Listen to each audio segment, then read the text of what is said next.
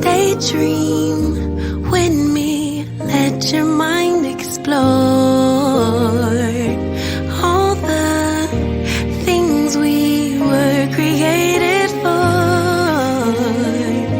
Possibilities, an open door that keeps us reaching out for more.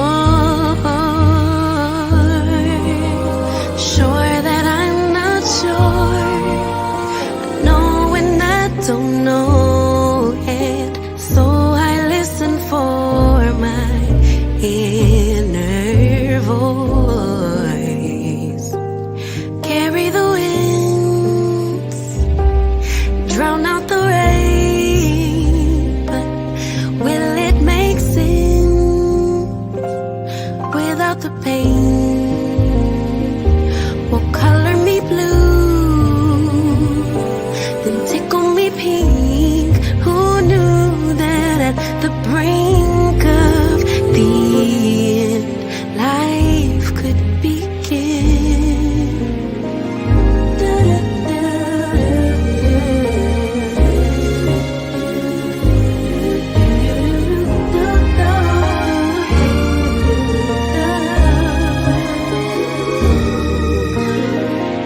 Treasure buried deeper with each loss, so filled with grief and catastrophic thoughts,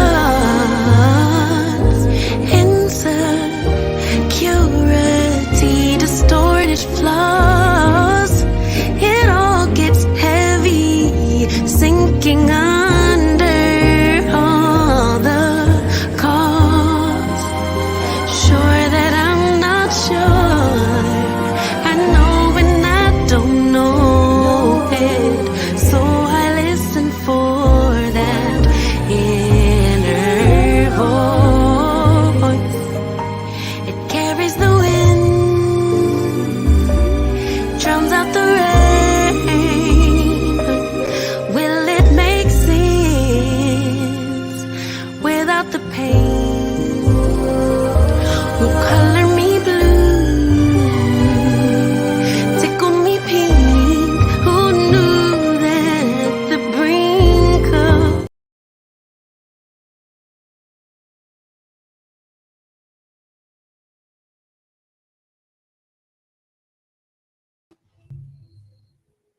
Peace, peace, peace.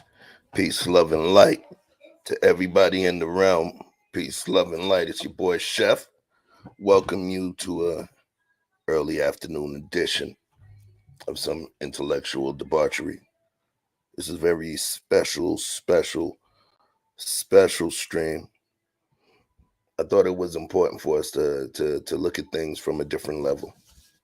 You see the title, Don't Father Your Kids. It might have triggered a few folks. That's what it was meant to do. But we're going to talk about the angle today. We definitely have some guests. There was also some invited guests, so you may see some people pop through. But the special curriculum is about fathering kids. Do we always? Let's just wait. Let me bring folks up. All right. First, here she is, Andrea Lynch. Let me get on the chat if you can me clearly. Good morning. Good morning. Oh man, appreciate Appreciate you. Thank you, Gabrielle. Ready? Salute, my friend, Canadian, all day, Haitian Canadian, my brother. Thank you for the show consistently. What's going on, Andre? It's nice. Okay. So, it seems like it's man talk, It seems like some heavy man talk. So it's like, why do I got this chick up here? Why do I got this woman up here? All right. At some point, you got to understand. But we're going to talk that talk. All right. So what I'm going to do is I'm going to bring up one of our esteemed guests. All right. Somebody actually met and broke bread with a really, really, really nice brother. Name is Cheeky. Cheeky, what up, fam? Uh-oh. You on mute.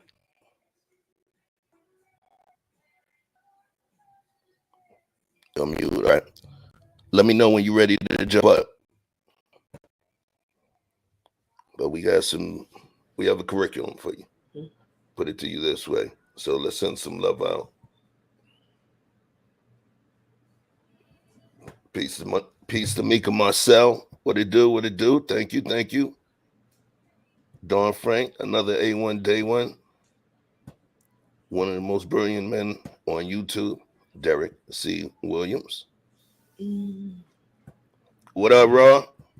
Butterfly, the Butterfly Collective. Popation, I see you. Truth and Purpose Nexus. Oh, trust me, you'll be hearing from him. Darrell Long. Peace, love, and light. Peace, love, and light. All right. Four Horsemen. Y'all don't know about it. Check about it. Never been another one, and it won't be. Boom. So let's talk. Okay. What is a good fight? You know what? We're going to get this started with the hell. What up, True? What's going on, big homie? Salute to CB. JA, All right, how you right. doing, sweetie? And as always, thank you for offering me a seat and a plate in this kitchen, baby. Let's get to it. Let's get to it. Peace to my guy, Dusto. Good dude. Peace to brother Ricky Williams.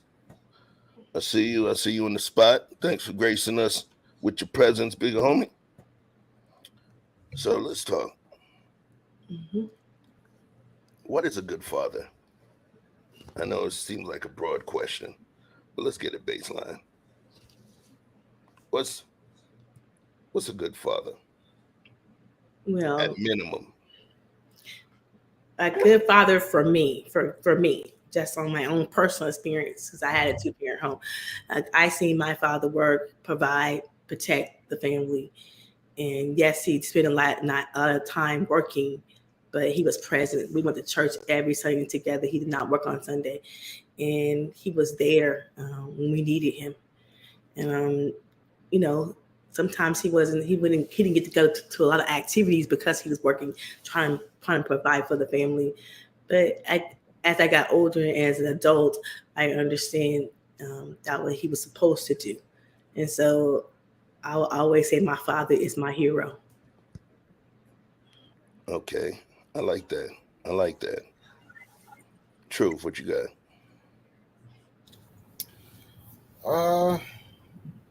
My father is a man that wakes up every day looking forward to providing, mentally, physically, and spiritual stability to his whole entire household. Uh, his eyes and his vision is set on the future of his children because he knows through them that is the way he reached physical immortality. And life, longevity, love, legacy, those basically are what he builds his foundation. Those are the four cornerstones that he builds his house upon. Okay. I like that. Cheeky, what you got? Cheeky, you muted if you're trying to talk. All right. So in the meantime, hit me in the back chat. He may not be catching us. So what do I think a father is? A good father. This is gonna be crazy. I don't know. I don't know. There's so many different types of fathers that exist. Some fathers they retain a certain essence about them that may be beneficial to one type of child and not beneficial to another. Being a father, I believe, is us having a desired goal, a positive essence in terms of love for our next generation, and consistently learning every day to become better and to become the kind of person that we think would be able to exact and impact the most amount of change on our kid. It's not cookie cutter. It's not cookie cutter. Here's a kicker. Everybody says, be a kid to your child, be a kid to your child, be a father to your child. What are we teaching now? What are we teaching? Does anybody know about fatherhood lessons? You know where they teach fatherhood class at the rec center?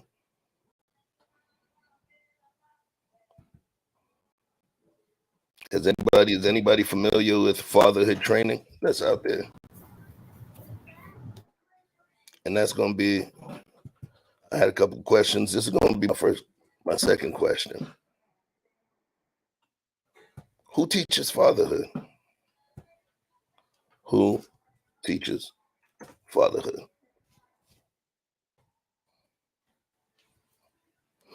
With the decline of the nuclear family, why isn't fatherhood competency training an actual thing?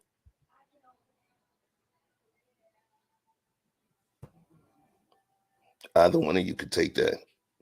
Why isn't there training to raise fathers? Because you've seen some of the fathers that's out there. Andrea, you cooking on mute. Okay, I think you have to be mentored by the older gentlemen who are fathers.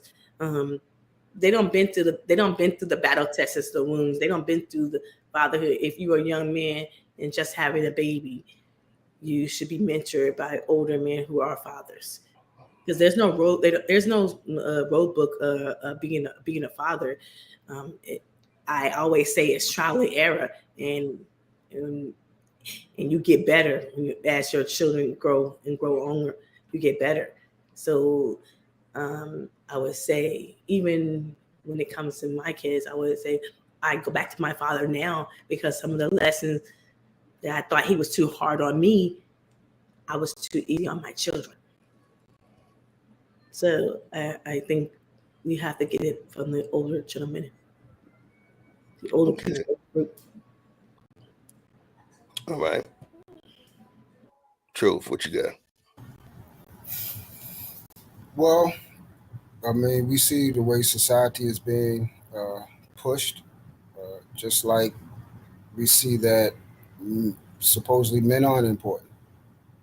Uh, Hold on for a minute.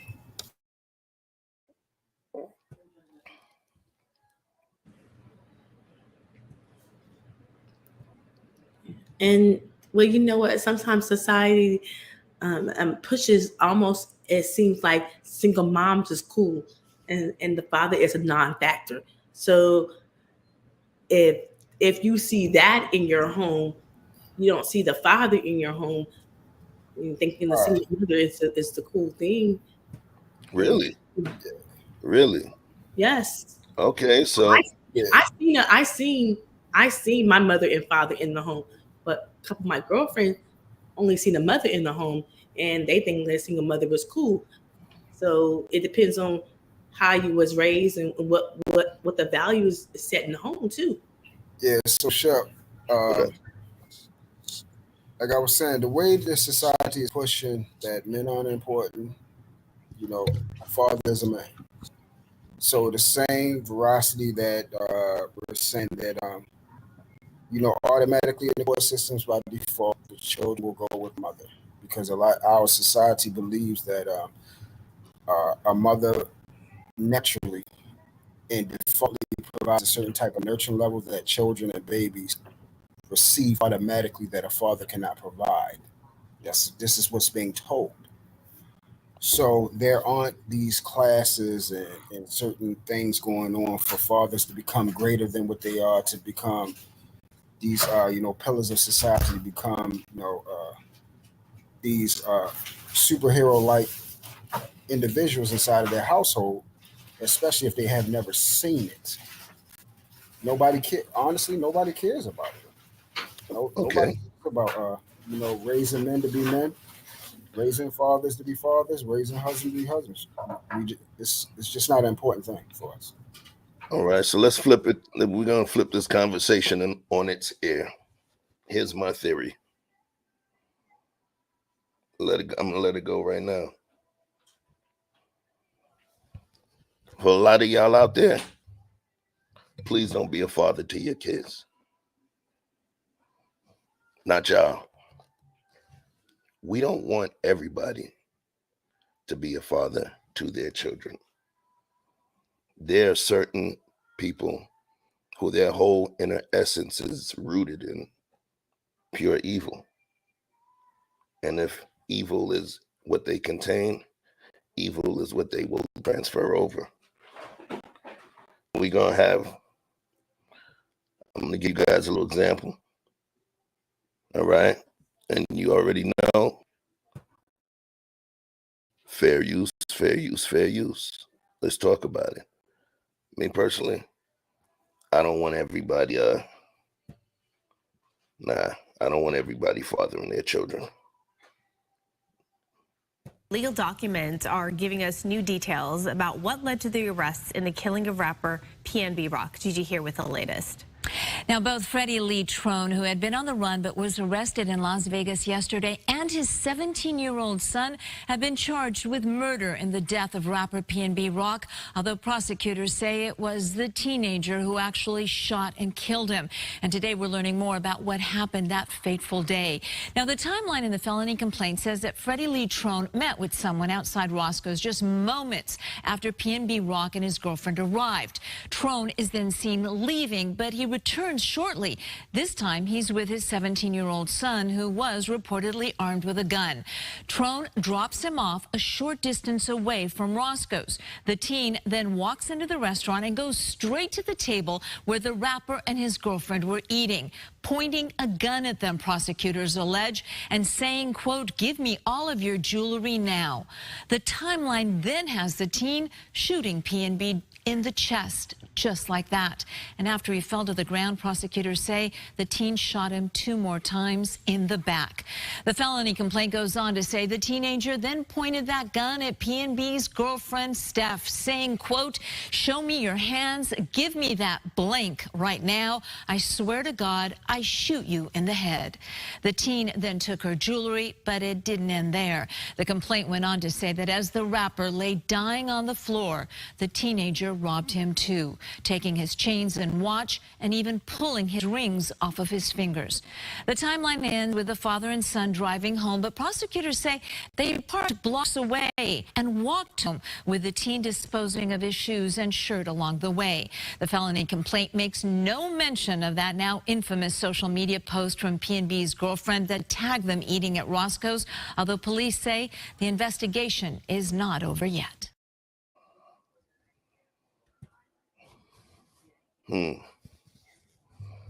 That father was in his son's life. Yeah. And That father was in his son's life. One of the things, remember I talked about what fathers are. We change, we impress upon, we impact. Sons love their mothers, but emulate their fathers. Women love their fathers and emulate their mothers. He taught him how to be an efficient killer. facts. He taught his son how to be an efficient killer during the heat of the moment. and after the fact. Hmm. He's in his son's life. Question remains, do we want everybody to father these kids? Let's talk about it. No, well, no, well, that father should never father no children. Should. um, it's sad, but we don't want everybody to father the children because look at the role model that he has. He even after the fact, telling him take his shirt off, take his shoes off. He's showing him how to keep committing the crime. Jesus. Oh wow! Speak to the feelings. That's what you do. I mean, I, I'm just thinking your son committed the crime, a famous rapper. Everybody don't seen him, and then you're telling him what to do after you commit the crime. And don't you think he shot him one time, but shot him two more times? Mm. No fear, no. Took the rings off his fingers Yeah, after he was laying there. take his ring off his fingers. He has no fear of life. No, he didn't care about that young man's life. And you wanted his jury and his thing, but is that going to search you while you're in jail for the rest of your life? It's a great question. How this going to help you taking the rings off his fingers? So, Truth, what do you think?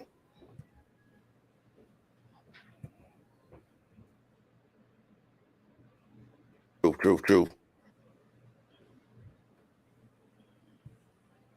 Do we lose Truth? Man, that's true too. Well, not a problem. What I'm going to do is I'm putting a poll out there. Is every man capable of being a positive male role model to their children? And while you're answering that poll, we're going to take a little pause for station identification. Let you know who this show is sponsored by.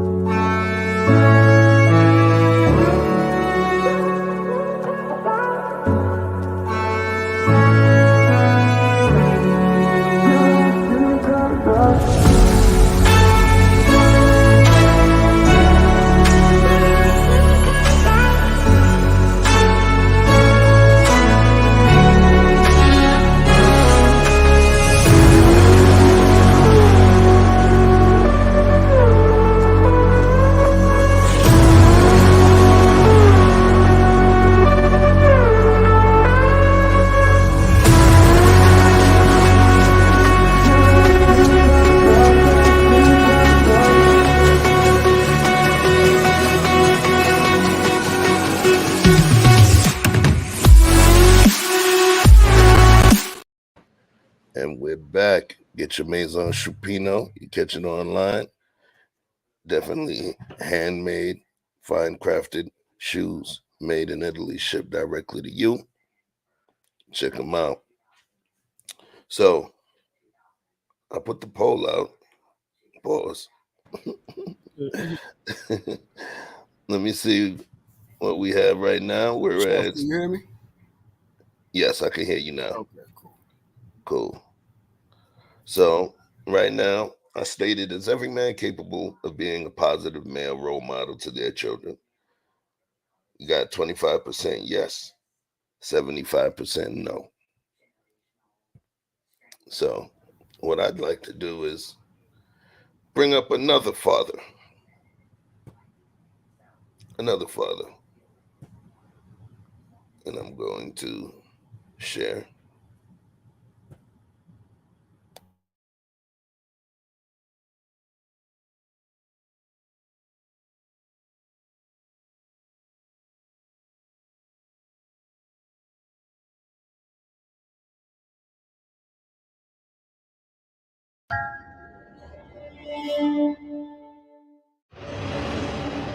"15 dead, 23 wounded, shot with planning and precision, without conscience or prejudice, shooting at random, irrespective of race or gender.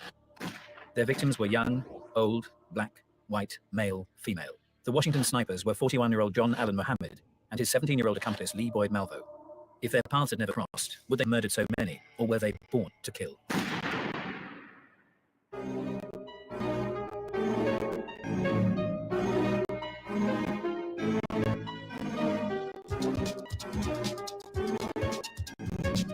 It's important I'm going to be, pausing this and skipping ahead, but it's important we talk about this.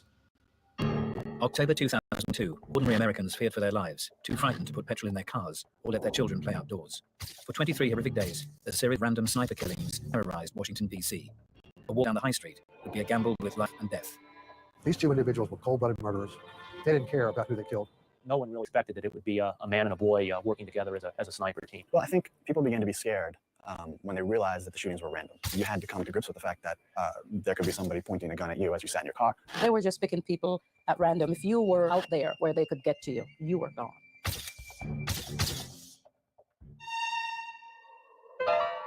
Lee Malvo was born in Kingston, Jamaica on February the 18th, 1985, to Una James and Leslie Malvo. His childhood was not always a happy one. Dewey Cornell was Malvo's court-appointed psychologist. He spent 53 hours with Malvo, trying to understand his motivation. In many ways, Lee's childhood was sort of the perfect storm for what was to come. He was treated very abusively by his mother, who insisted that he obey her. She would beat him if he was disrespectful, if he didn't do a good job washing the dishes, if he didn't do his chores. Then she left him. And she left him repeatedly to take jobs in other places, and would come in, move him to a new place when that place wasn't working out or when they hadn't paid the bills, and then she would disappear again. And each time this happened, he had a mixture of sort of distress and anger and resentment. He threatened to kill himself to try to convince her to stay with him. And throughout his childhood,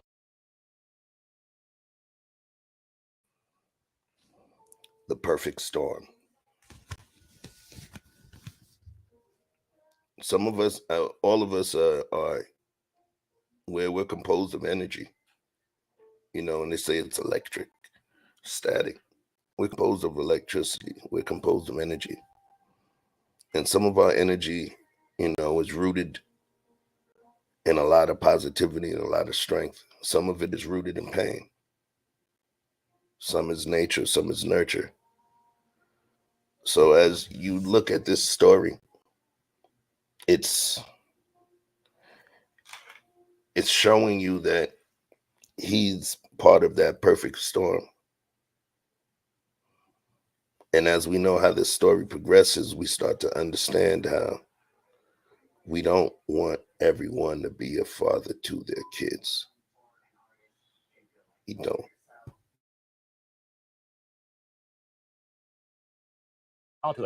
teachers and neighbors, people observed how much this little boy seemed to want to glom on to a father figure. Malvo's partner in crime was 24 years his senior. Born in New Orleans, John Williams changed his name to John Muhammad when he converted to Islam in the mid-80s. Washington Times reporter John Ward recalls the details of Muhammad's mysterious childhood, which were mentioned briefly at the trial. He was very affected by his mother dying when he was very young, and he was also picked on a lot as a kid by relatives. And I think he went through his entire life feeling like he was never recognized for his potential, he was never recognized for his talent, and he could have been something a lot greater than he turned out to be. John married Mildred, his second wife, in 1988. Together they had 3 children. Those who knew him felt that he was a good father. Mechanic Robert Holmes met John in 1985 during their stints in the army at Fort Lewis. Everybody thought it was a perfect family, She came up here, they ended up getting married, then little John was born, and subsequently 2 daughters afterwards, but that was it. For most of their married life, John was a combat engineer in the National. She said she was scared of John. I remember she told me one time that John had threatened to kill her. And I said, do you really think that John, she says, I know that if John gets the opportunity, he would kill me. But she was afraid of him. She was definitely afraid of him. Eventually, things got to a breaking point, and the couple separated. He had trouble with his marriage. He took his kids away from his ex-wife. He was very angry about her leaving him, even though he was not faithful to her. Perfect storm. Perfect storm. Before we continue, there's going to be a reason that we're watching this. Before we continue, talk to me about your feelings as we see what we see going on. Well, they're both affected by their mothers. They're both affected. One mother died and one mother kept leaving. So they were both affected by their mothers who not being there. Both affected. Both Okay. of them. Truth, what you think? Yeah, I agree with JA. Both of them, which it was stated, you could see that they was lacking love and nurture. That's what it seemed like.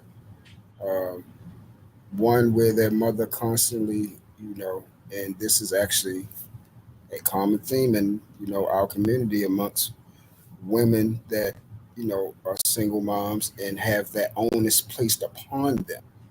From fathers not being there, that weight they have to overcompensate, and then now whatever they're dealing with emotionally gets put on the child. And like he stated, he all he received was vitriol, you know, being put down. Where's the love at? Where's the nurturing? Where's the building blocks to help you gain EQ and emotional stability and things like that? But most importantly, where's the dad? Where's the dad at? And they haven't said where he was.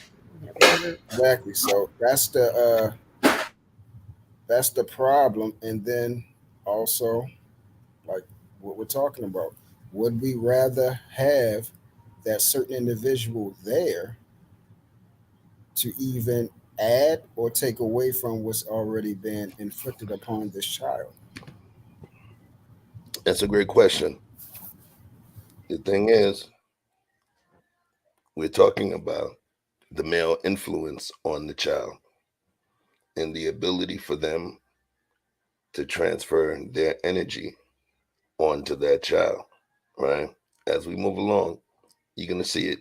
You're gonna see it reveal itself. Yeah, that's why I'm not saying too much. I'm waiting. That's why I'm trying to Unable to understand the judge's decision, he sought further legal advice. He turned to family lawyer John Mills, who agreed to become his case. And he was a very normal, concerned father who was disturbed by what had gone on in court, didn't understand what had gone in court.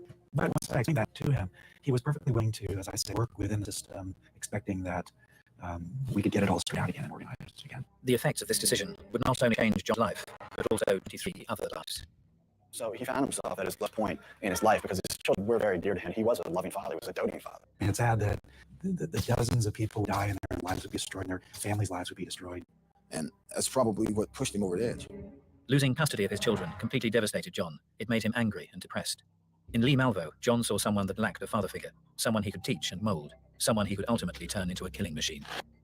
John vowed revenge on his ex-wife, but just how far would he be willing to go?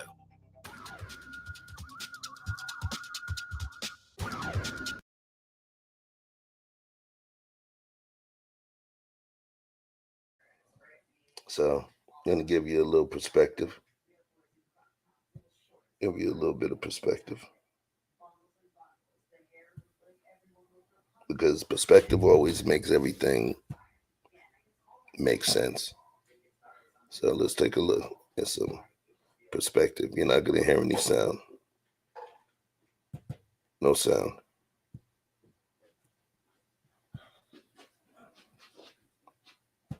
This is what took place. All right, let's take a look.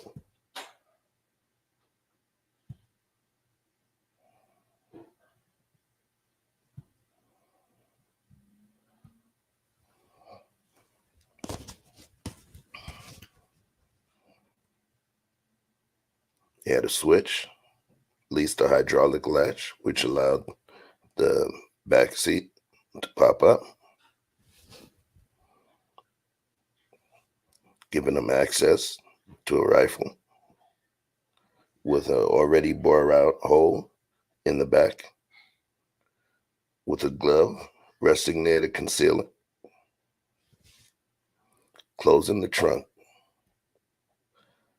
and you see it yourself.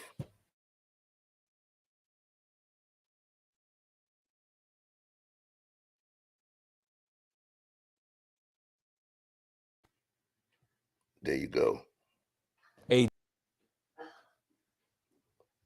This man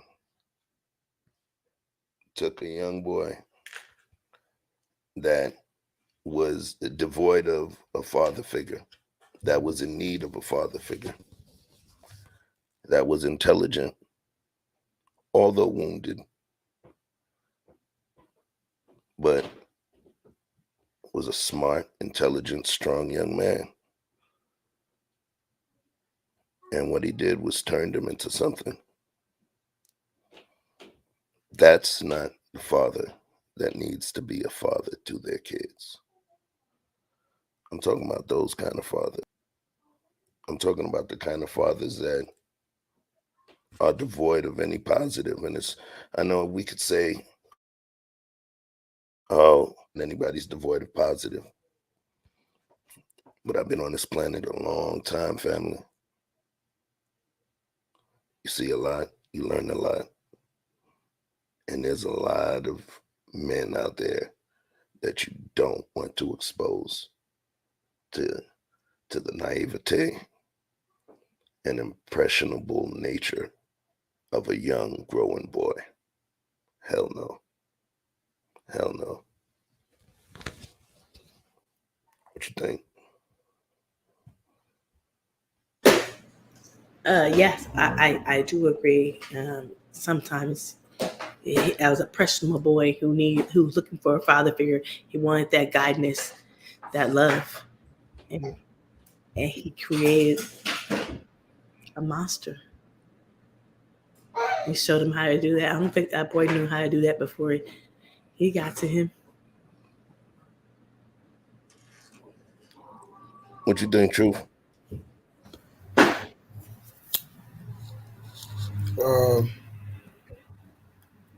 For us as when we're children, and children in general, and people, we want structure, we want guidance, we want discipline. Believe it or not, a child actually acts up because they want to be directed. They want to be told what to do, what not to do. They want to learn. So when someone comes to you in a form of a, babe like mindset, waiting to be, you know, waiting to accept you as their potter, and they are willing to be the clay, the onus is on you now to take on that responsibility and to, mold that person correctly.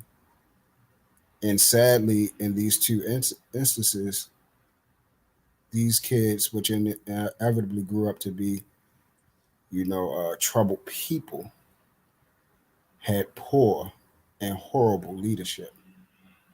One in the form of biological, and one in the form of, someone that came in and just took them upon and saw what they needed as, I guess they was like predatorial in that aspect. I can use what they're looking for inside of me to now literally and figuratively aim them like a gun.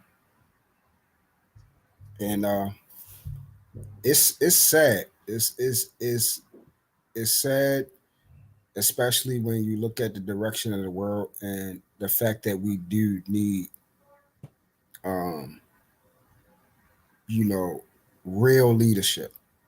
And we talk so much about that in these spaces, about what leadership is.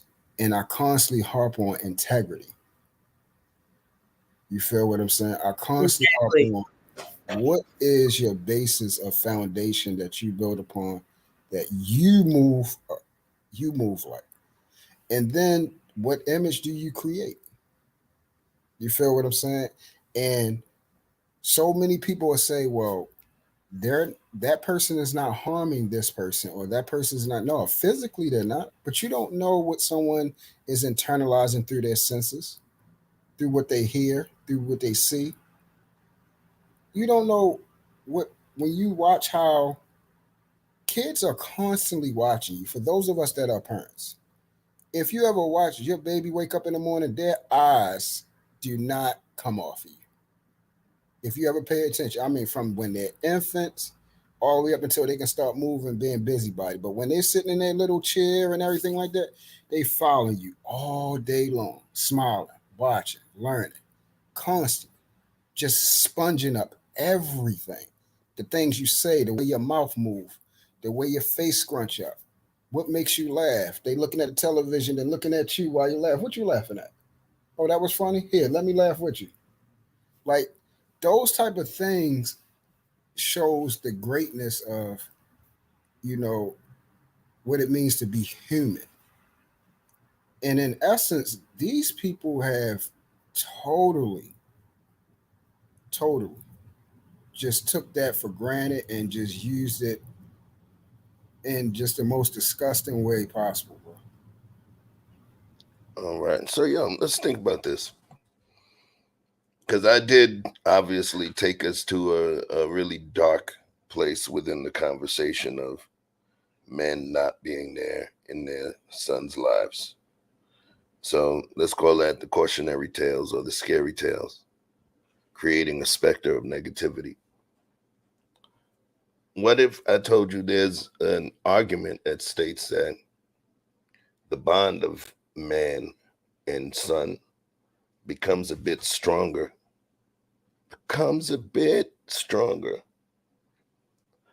with absence. All right. Peace, TJ. How you doing, sis? Peace, love, and light. We got a little something talking about the fathers that don't necessarily need to be here. You might want to rewind a little, jump back. But let's take a look. Let's take a look at the argument itself.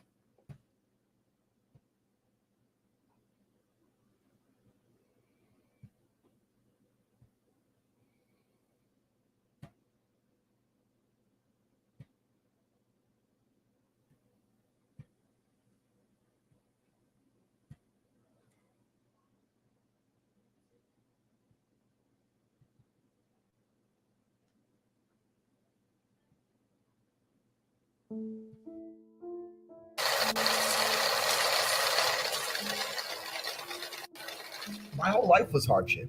And to some degree, I try and make sure my life retains some degree of hardship. Yeah, I was raised by probably the best father on earth. I really genuinely But he believe wasn't that. around. But a father doesn't have to be around. This is the big mistake.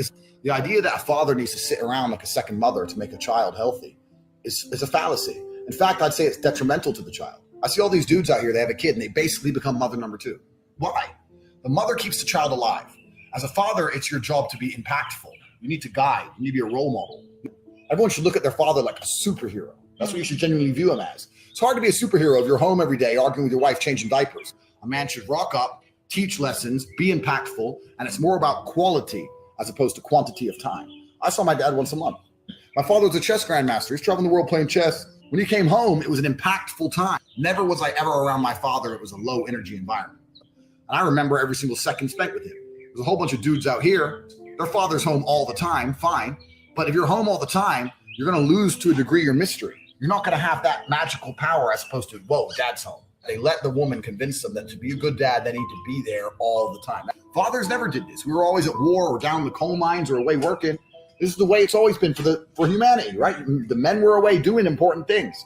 Now the man's at home changing diapers. I got 7.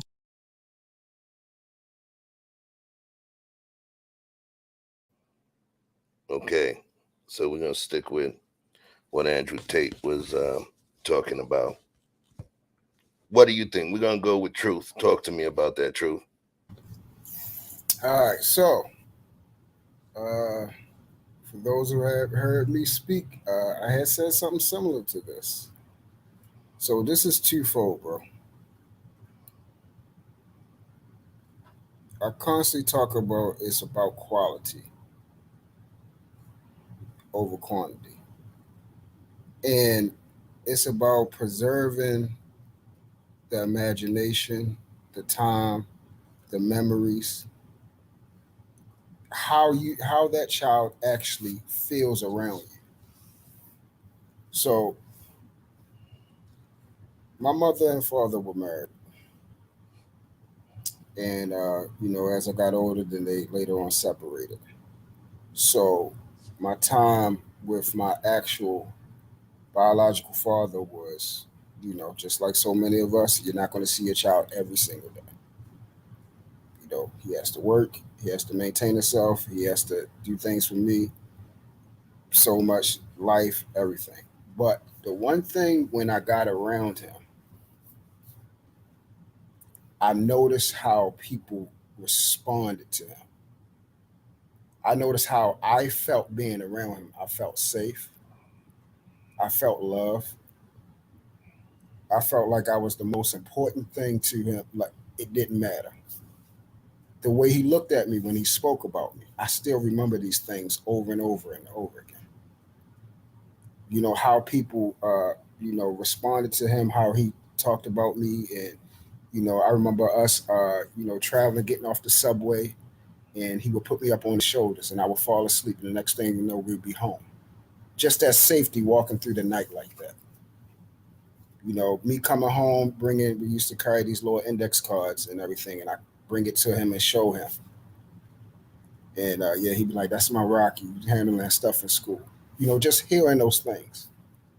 When he came home, my grandfather and grandmother, they had, a yard and a garden. So when he came home from doing carpentry and everything, we would go out there and work in the garden, not saying much. He would show me what to do, and things would just be quiet, and we would just be working. Laying center blocks alongside the garden wall. Cutting up the dirt. You know, things like that where you look at it's more example than talking. You see what I'm saying? It's more action than someone speaking to you. Even sit down. Just sit down at the kitchen table. It's quiet. Eating our favorite meal was spaghetti. That's my favorite meal still to this day. So I remember time eating that with my father, even though he's no longer here. And it does create this persona of this indestructibility, this superhero, this mythical person. Like it's something to look forward to. And it was a beautiful thing. Even though I had only had my father for 7 years, I still say he was the greatest man, one of the greatest men I know, the best father that I could have for 7 years of my life. Thank you for sharing. Oh, go ahead. Yeah. Yeah. So, but yeah, I'm up because it'll stretch out. So I'm gonna let y'all cut it. Well, as it comes to me, I was a child of divorce as well. And my dad, he was what you'd call a Haitian celebrity.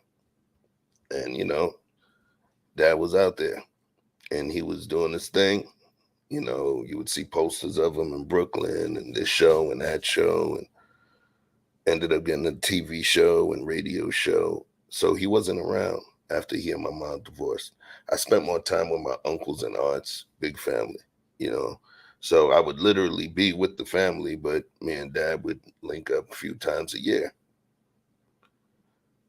The thing is, the person that I was around the most was my stepdad. And as I look back, we talk about life and we talk about the nature and nurture. The nature, that's the DNA, that's the genetic based transfer of genes, chromosomes over to you. Can't avoid that. The nurture is what you learn, the empirical evidence of life that you gain with each step that you make, and the learning process, the stimulus you receive, the consistency of it. And that's what grows you. That's the nurture. So a lot of times when I would be around my dad, it would be the hero thing because, he's known in town. Haitian cab drivers would give me free rides when they knew that was my dad all around Brooklyn. Mm-hmm. He was that dude. And so there was a pride level, you know, it was a pride level. So when I would be around him, it would be interesting watching to see the things that I had in me that I could notice in him, which made me proud. But then that's the genetics. I spent more time day by day with my stepdad. So when I look to it now, there's things that are genetically based behaviors that you just can't get away from with me and my dad. but I may argue like my stepdad. I may argue like my stepdad. You know what I'm saying? Some of the ways that I looked at political arguments or discussions and things like that, kind of got it from my stepdad. You know, and my stepdad had 3 daughters, right? No sons. So at that time, I thought he was just being annoying. But what it was he wanted to positively transfer male, energy to me, right? It makes a difference because now when I look at it, I am genetically like my dad. But in terms of the nurture aspects, I behave in certain ways more like my stepdad, to the point where I think about arguments my mom and stepdad had when I was a kid. And I just, I love my mama. So in my mind, I'm on her side, but then I look back to those discussions and I'm like, I see what he was saying. I see what he was saying. So that's the nurture. And I pretty much used myself in my own personal story, to kind of elucidate the point that the person that you have there present in that child's life has so much of a freaking impact. But we're just saying, be a father to your kids, be a father to your kids, be a father to your kids. You can't say that to every asshole. You can't. There's certain men that should not be around children, period. There's men that should not be around mammals. But we talking about be a father to your kids. That reminds me of the whole rock the vote. You know what I mean? Vote, vote, vote, vote, vote, vote, vote. Everybody go vote. Everybody go vote. Rock the vote. You got people marrying donkeys. All right? You got people doing the dumbest shit in the world. I used to say, so do you really want that person's vote to negate yours? No, I always believed in don't rush for voter registration until we do voter education. Because I want to make sure that in this crazy universe, this ecosystem, that your stupid essence or evil essence doesn't negate the power of mine. So I say all this to say, everybody can't be fathers in this piece. Everybody can't. Let's see hey, Erin Laura, what's going on? Talk to me. She says, I agree with quality over quantity. However, my dad worked regular jobs and was home every night, helped cook and clean. He still commanded respect. Salute to you as well. Piece of red lipstick vibes as well. Thank you, Mustafa, for dropping through. All right. As TJ says, indeed. What you think, Andrea? Oh, yeah, go ahead. I'm over here being grandma, so I turn my camera off. Okay. So hey, little man is back. Okay. So I definitely I was thinking about when you was talking about your stepdad, I was thinking about the times that when True said his dad commanded the room, how my dad commanded the room, how we went to work. We went to work after school. We had to go work with my dad, and so how he wanted the carpet to be vacuumed by me and my sister, and if we did it wrong, he made us do it over and over until he was satisfied with it. So I learned structure, I learned patience, I learned details, I learned how to make money, and I just learned that my dad used to have his favorite quote when he comes home: "If you don't work, you don't eat." And so he used to say that to us outside. I never knew what that meant until I was older. And I some of his sayings, I have them because he's a part of me. And my dad wasn't home every night. He didn't get home till like 9 o'clock. So sometimes I'll be in bed when he got home. But as when Andrew Tate said, the dad was the hero. My dad is the hero because he wasn't around. My mom did the cooking and the cleaning. She was most of the time at home when we got home. My dad was always working to provide for the family. But the only day that I know that my dad We would go to church on Sunday, every Sunday together. He would put his Sunday best on, and that's the only day he did not work. He would go to church with us as a family. And so I don't know. I guess I think sometimes dads don't get the proper respect as mothers do. We think we need mothers all the time, but sometimes we need dads to be there for their children.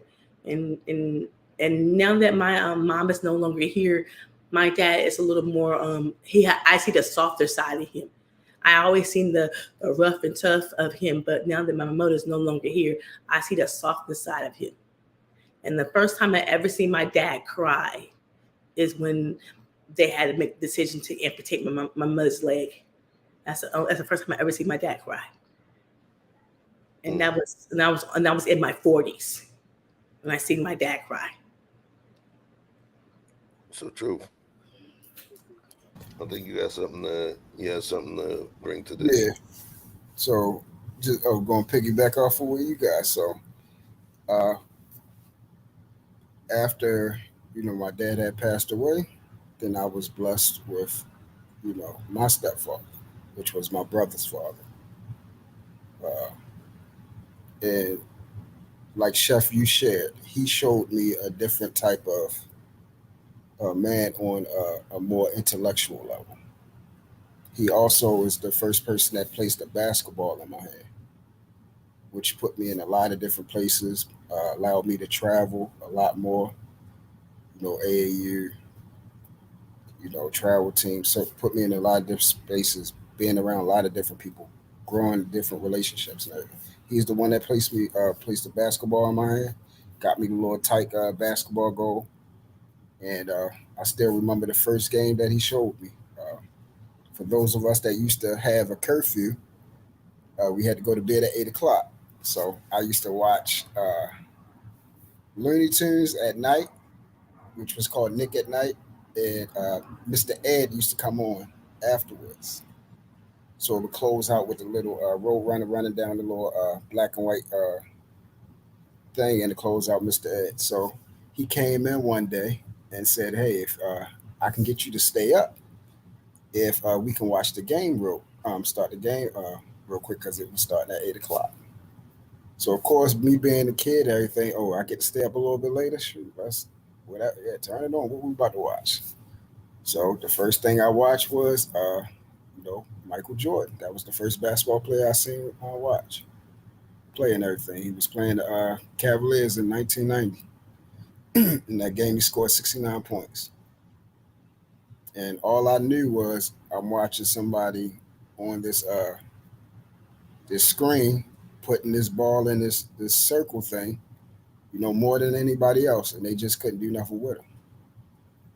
And I'm watching, my stepfather get excited and everything like that, and of course he talking trash, and saying, yeah, I'm supposed to be there right now, and that he supposed to be in the NBA and everything like that. So he showed me, he gave me basketball and sports, but also helping me build a vernacular, being articulate, business-like, um, also learning to have patience, because you got to have patience dealing with my mother, and what actual unconditional love looks like between man and a woman. He's constantly shown that to me through my whole entire life. He's still here to this day. And that love extended to my mother, even though they're not together, still to this day.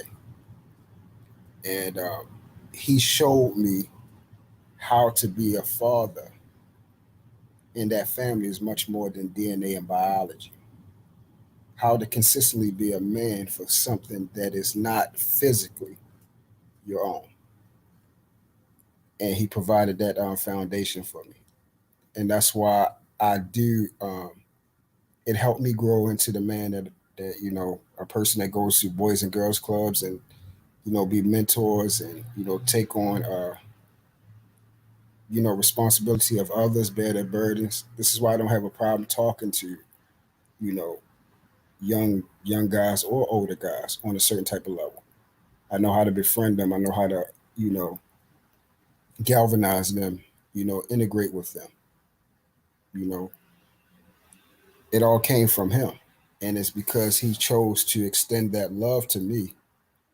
And he had my brother, but he took us on equally. He took me on as his responsibility. I want to get to that. I want to talk about that because, for the record, we're not doing this all day, but there's a reason that I brought this conversation up. I talked about the dark aspects. I talked about some of the positive aspects. Part of it has to do with step parenting. Step parenting. I literally had a feeling that the conversation was going to take its way to step parenting. We have a young lady who's here. Her job as a over 20 plus year foster care mother. She has to take care of children.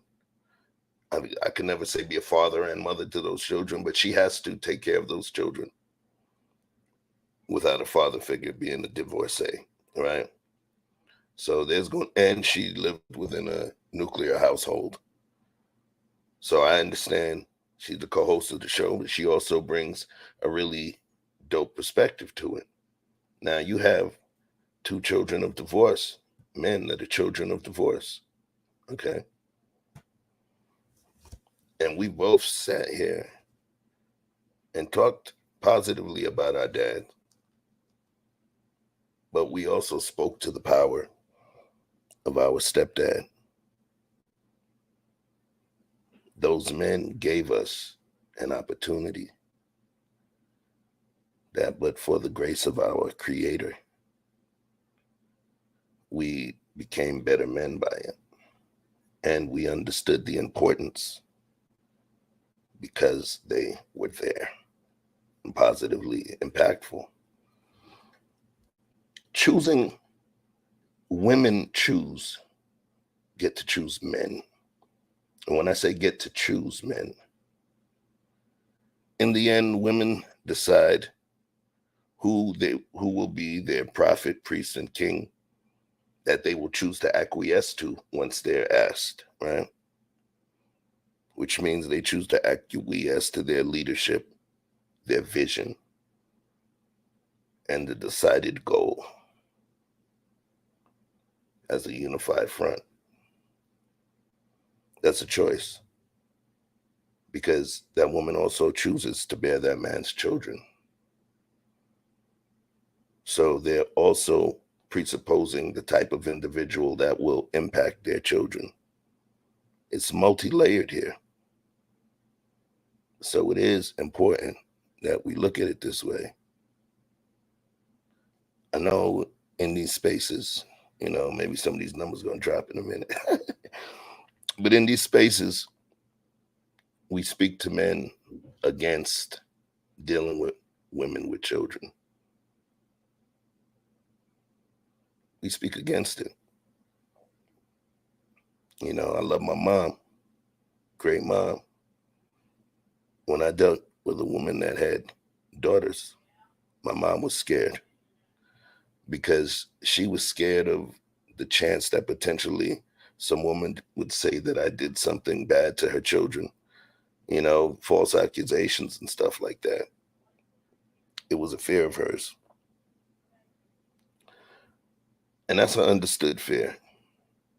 But when we see a beautiful woman, and I'm not stating to go ratchet, but if there's a beautiful woman and we negate the probability of a positive relationship solely based on the fact that she may have a child or children, you may be doing yourself a disservice. You may be doing the ecosystem a disservice. Now we're going to go biblical. There was a dude named Saul. He had the power of strength. He had the power of leadership. Strength and leadership. But Saul was treacherous. He was a murderer. He was a deleter, a treacherous individual. but he was exposed to our people. But it took the Creator to put obstacles and tests before Saul. Eventually, Saul became Paul, who was one of the most prolific in the Bible. And the work that he did almost negated what he did before because of the power that it brought to the people. I'll let you draw into that one, Truth. Give them a little resonance. For those who hopefully got a chance to read the word and everything, the person that Chef is talking about, he basically wrote 2/3 of the Bible and essentially changed how the disciples, those who actually were amongst Christ, how they viewed what actual divine relationship and love actually is, how to extend it beyond religious aspect. And he essentially was the cornerstone of that because he was basically two sides to a coin. Saul was on his way to Damascus to actually send some Christians to death. And along this way, Christ showed up and asked him, why do you do the things that you do? And essentially smote him with blindness. And it was basically explaining that his vision is correct, but he can't see what he really needs to see.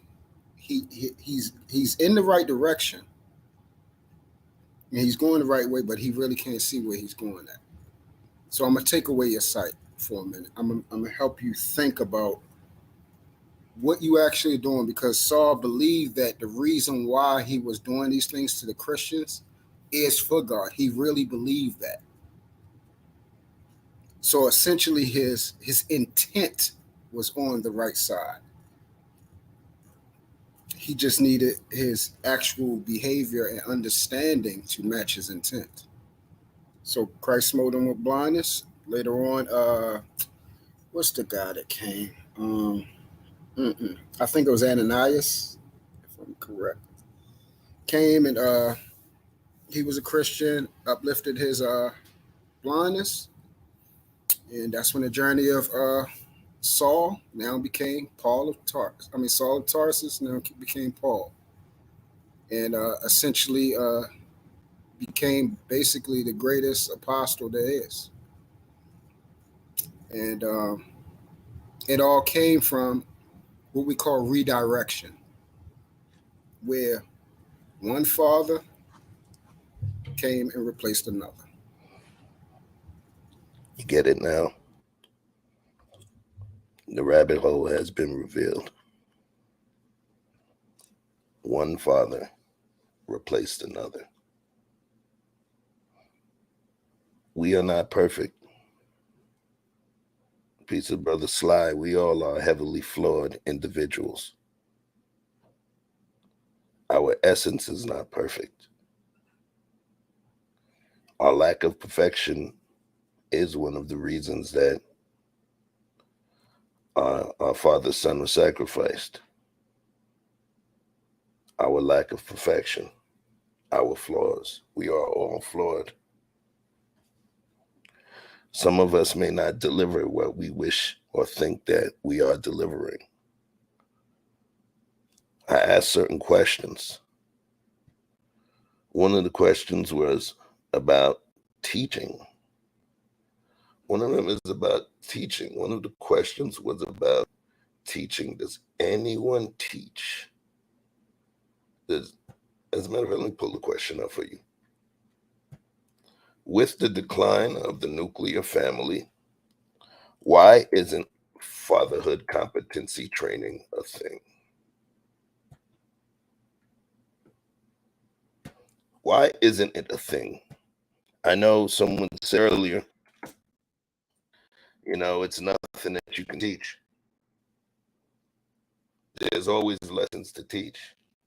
We talk about being fathers. We never talk about the type of fathers to be. All we're taught to do is emulate our own fathers. But we understand the lack of perfection within human beings and the human propensity for evil. Stepdads are important. Jesus, Son of God. That was Saul's stepdad. And he literally gave him that term, that truth stated, which was redirection. Redirection. It's something that's important, especially for young men that are growing. There's literally a school in New York. They call it REDI. It's called Redirectional High School. And what it is, it's a vocational-based school for the young brothers that have gotten kicked out of regular public school. Because what they require is redirection. Being out in the community is being out in the community. A lot of people are not out in the community. But at some point, if we're denying the mothers of young men who can be the next leaders of our community, we potentially could be denying our community the opportunity for a future balanced leader. Being a corporate executive, one of the things that I've been known for, and that makes me proud, is being what's called a multiplier. I don't just command a group of people. I create a group of leaders. Over the years, I've made multiple people that were my highest performers. They're my peers now. Created executives. Multiplication, because at some point I recognized there was a certain skill set that I had. And if I felt it was important for leadership, then it's something that I need to multiply for that ecosystem. And I created a group of leaders, future executives, that ended up not just thinking like me, but using some of my foundational thought as their foundation to build their own corporate family, if you will. But you got to do it. You have to have, remember, be fruitful and multiply. Not just multiply, be fruitful and multiply. Because the fruits of your labor, your wisdom, your righteousness will be the thing that positively impacts the fruit from your spiritual or family tree. Be fruitful and multiply those fruit. So, Truth, what you got right now? Oh, hold on 1 second. Shout out from Paris. Shout out Dawn Harden. Great to see you too. Scam said, Chef, because there's no profit in it. Okay. I believe that's why people don't do it and don't allow that to happen, because they believe there is no profit in it. Right?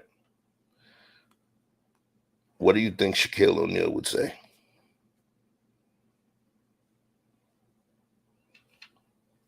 What do you think Shaquille O'Neal would say?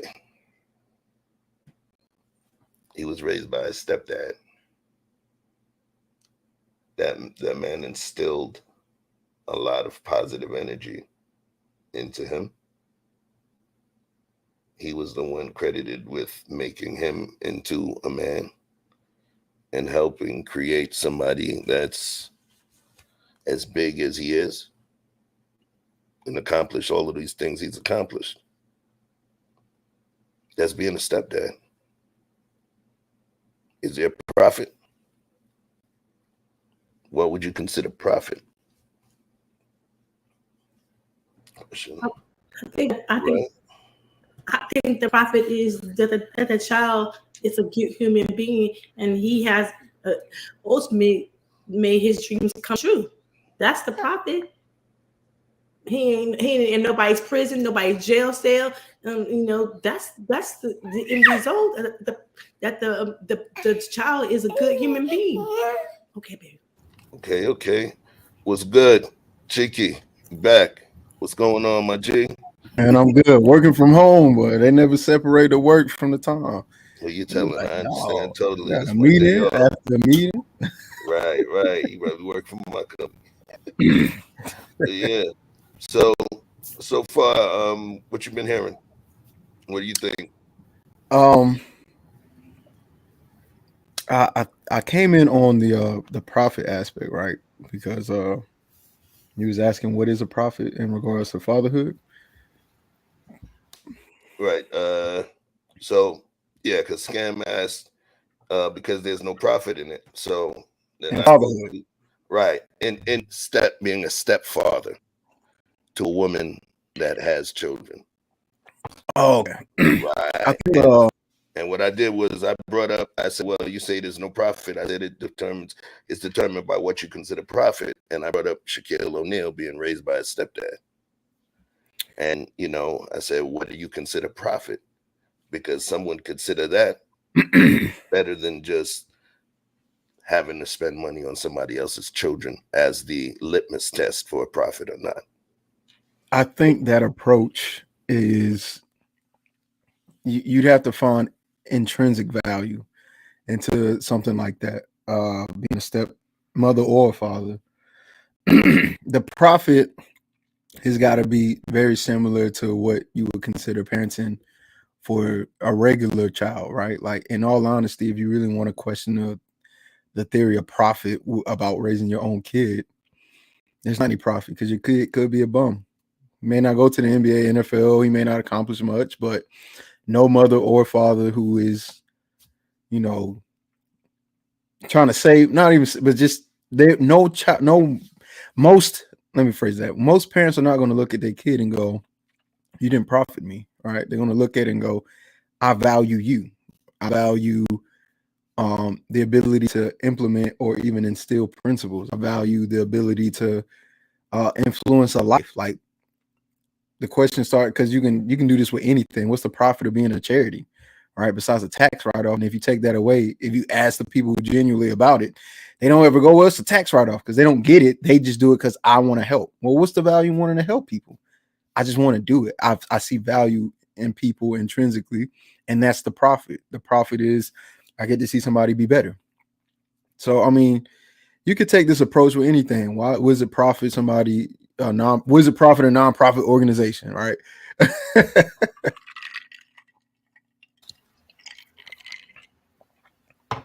But yeah. Okay, so a conversation, because at this point, step parenting was something that it helped me out a lot. It made me who I am, the good, bad, the ugly, but it shaped me into a person that also gave me the opportunity to recognize my ability to share love and spread love.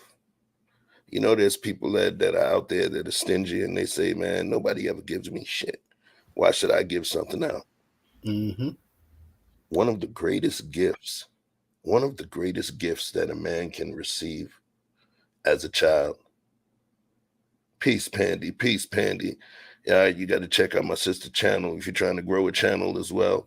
She will support you. That's family right there. Peace. One of the greatest gifts you can give to a young man that's growing, that does not have his dad around, is that love and guidance. Because what happens is he's going to recognize that he was not born into being the fruit of your tree. He understands that this man from the outside chose to show me love and show me guidance and put me on a path. It's a whole different feeling. That's one of the truest starts of benevolence. One of the truest starts of benevolence. So we had somebody else that's jumping in. What up, fam? Yo, what up? What up? Can you hear What's me? going on? What's going on? What up, Vic?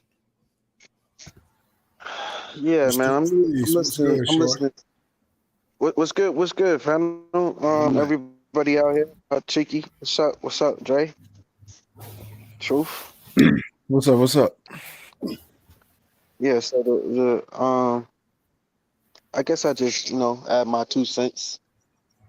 Um, I feel like when you say what is it profit or there is no profit, if you enter any form of parenting, guidance, or guardianship with the thought of profit, you've already come, as Big Brother Kevin used to say, in bad faith. You've entered in bad faith.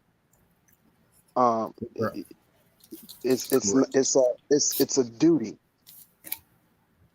It's a duty. It's not something you would enter with the idea of profit. Now you may reap rewards for doing a great job.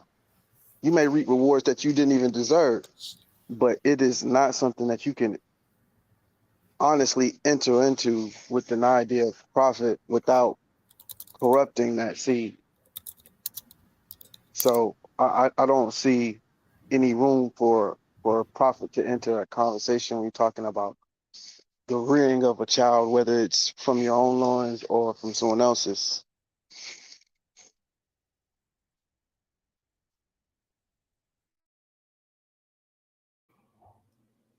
So I would, me personally, I remember when we started, when Vic and I started doing streams, at some point you did discuss, the children that you were helping raise, right? And what I loved was the fact that you jumped in and you were a man to the boys and you were able to recognize certain things, and even in having your nicknames for them and talking about the things that you recognize in terms of them growing as young men within their formative years. It showed to me, okay, that's community work right there. Not saying that you're taking on a charity, but you're taking on the work, the sweat equity of actually doing something to impress positive. If you never show up again, you've already impressed positive into those young men during their most foundational points. It's critical. It's critical. We see children out there that do not have fathers. We see children that do not have fathers. Okay? There's a certain dude that we've been seeing, Mr. Seven Baby Mama, right? We've been seeing Mr. Seven Baby Mama. Did we ever think how many of them are sons? Is that the person that we want to father those young men? With the I can give a shit attitude? Is that the person that we want to be moving those young men into the future? I would beg to differ. I don't get to make that choice. Who's going to rear those young men? So that particular position that you have, that is preventative. I think the level of awareness it takes to be a good father, most people lack or they don't gain until they're older. So if that's the case, then that means that there should be a level. Both men and women should advocate for. I don't know. Because at this point, I really don't know what to suggest. But there's ways to avoid this kind of person, right? Like there should be some level of vetting. But if there's no level of vetting, then how are we supposed to stop this person from even procreating? All right, because mind you, I think he was 26, 27. Oh, yeah. So when I talk about him and the procreation aspect, I'm speaking not from a preventative or preemptive standpoint. I'm Gotcha. talking about The aftermath. the house already burned. It's already there. And we Oh. have young men that are sitting. I don't know the ratio of boys to girls within those 7 children, right? But what I'm stating is whatever ratio is it from male to female, there's young men that right now their father wants nothing to do with them and will go onto a platform that can touch the other side of the world in a millisecond to stand on the box and state that I want nothing to do with these young men. What happens to them? So I'm not talking preemptive. I'm talking where we are now. So Hold on, let me let Truth go. yeah, so we spoke about this, and I actually spoke about this before. That what is best for the child. So if we're using that, okay, let's use this guy. He got 7 children. Let's say it's 3 boys in there out of the 7. So from outside looking in, right now, the way he expressing himself, how he don't care, it's lackluster. He seems selfish. These are the things that he's giving off. I'm not saying these are the things that he are. Okay. We know one of the things that a man, for those of us that are men, we know that we need to be sacrificial. We need to think beyond ourselves, especially when it comes to our children, especially when it comes to our feelings. And also, we need to choose to do the right thing, even when we, have made either a mistake or we chose to willfully do something egregious. Now comes the corrective stage. Men know, hey, I done messed up. I need to correct this. I have a child here. No, I might didn't want it, but guess what? Now I have a responsibility. That's just what it is. Choice and consequence. We know automatically, uh, hey, I create a life, I need to pick that up. Simple as that. It's time to sacrifice now. And right now, from what I've seen from him, he doesn't display that. So I do not think that what he's displaying needs to be put on those boys or let alone those girls. I don't want them looking at that is the idealism of what a man is. And this is the problem that we have in this community. We don't know what a man is. We don't know what a woman is. We don't know what leadership is. We call anything a man. We call everything a woman. We call anything that if some fools are following it, then that's the leader. It's crazy. So from the outside looking in, would I want him fathering them innocent babies?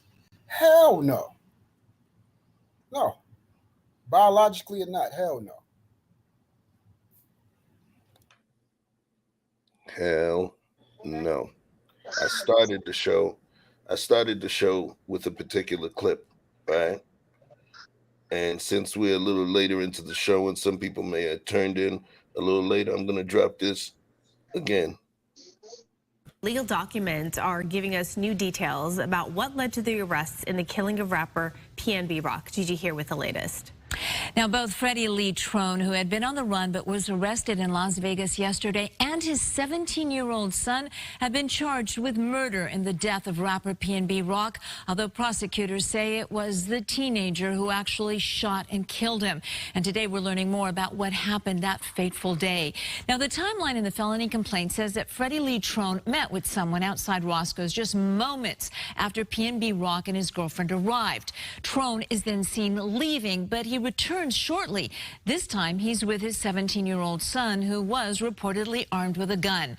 Trone drops him off a short distance away from Roscoe's. The teen then walks into the restaurant and goes straight to the table where the rapper and his girlfriend were eating, pointing a gun at them, prosecutors allege, and saying, quote, "Give me all of your jewelry now." The timeline then has the teen shooting P&B in the chest, just like that. And after he fell to the ground, prosecutors say the teen shot him 2 more times in the back. The felony complaint goes on to say the teenager then pointed that gun at P&B's girlfriend, Steph, saying, quote, "Show me your hands, give me that blank right now. I swear to God, I shoot you in the head." The teen then took her jewelry, but it didn't end there. The complaint went on to say that as the rapper lay dying on the floor, the teenager robbed him too, taking his chains and watch and even pulling his rings off of his fingers. The timeline ends with the father and son driving home, but prosecutors say they parked blocks away and walked home, with the teen disposing of his shoes and shirt along the way. The felony complaint makes no mention of that now infamous social media post from P&B's girlfriend that tagged them eating at Roscoe's, although police say the investigation is not over yet. So, do we want that? Did we really need that person fathering his kids? You see what I'm saying? Let's talk about it. I'm gonna let y'all chew that one for a second. Drive for a minute. No, we don't want that person fathering his kids. His kid. But at the same time, I do think it should be a vetting process. I think you should be asking if you're gonna have kids with somebody. You should be asking what kind of father you want to be. What are you a father now? It should be a vetting process, because then you get the riffraffs who making babies who don't want babies. That's most of them. They're not all riffraff. Not all of them are riffraffs. Some are good. Riffraff. It matters whether you want to invest in that thing that you created, or will you move it to the world to create whatever the environment provides. Correct. So when these, like I say, the entire culture has changed. There is no standard for marriage, family, sexual interaction. There is no standard. True. So the only thing that is constant is nature.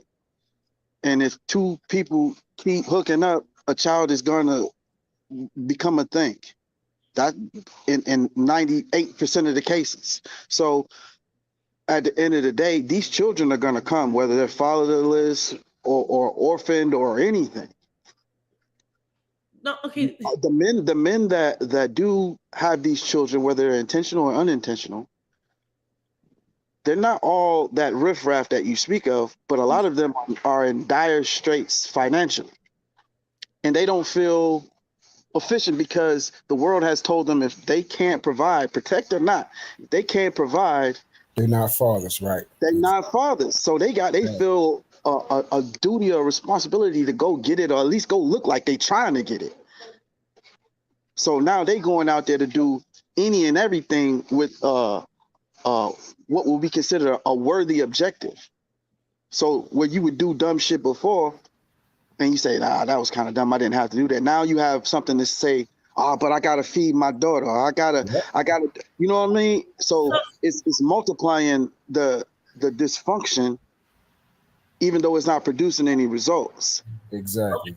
So are you saying that, and because when you become a parent, you gotta be a little responsible. So even if you were doing dumb shit before you had some kids, when you become a parent, you gotta be a little responsible. So are you saying that now that he feels like he got to go out there? I feel like it's a cop out, because when you have some children, you gotta be responsible. You ain't got time to be going in and back and forth to jail. Well, we gotta look at. If you feel that way, you should never had any kids. What did you do for your children? What do I do for my kids? Would you not do? Yeah. Where's your line, John? The line is, I'm not going to jail. I got kids. I'm not putting myself at risk to go to jail to be separated from them. So would not go to jail for your children if it meant their survival? No, I would find another way. If I had to work 2 jobs, I would do that. It's a line that I'm not going to cross. Okay, It's so a line for me. It's for me. My own self prejudice that I don't want to go to nobody's jailhouse. I'm claustrophobic anyway, so I'm just going to work a couple jobs. all right, let me hop in. Let me hop in real So quick. I don't want somebody slamming someone in front of me. I'm that's the way I am, and I'm made that way.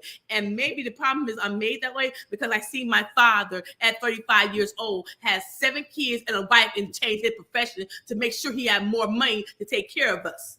So if I see my own father change his profession at 35 years old to take care of his 7 kids and wife, I could do it too. Right. So Jay, so basically what Vic is saying, he's not saying what you're saying isn't correct because essentially he would do that. But we got to think about everything that encompass with the responsibility. Once you know that life is here, yes, it's a weight that you don't like. Well, I'm talking about from a father standpoint. I'm not talking from a parental. Okay. Our number one job. I'm talking about men, not the ones that don't give a daggone where their seed. See, I don't call the baby that's inside of the woman that's her seed or her baby. I say that's my baby. I've always talked like that. That's mine. She's having my baby. That's how I talk. So the way I look at it is now once conception is there, I know she's pregnant. I don't care whether it's a week, 2 weeks, whatever. It's a weight that comes now. It's time to go. It's go time.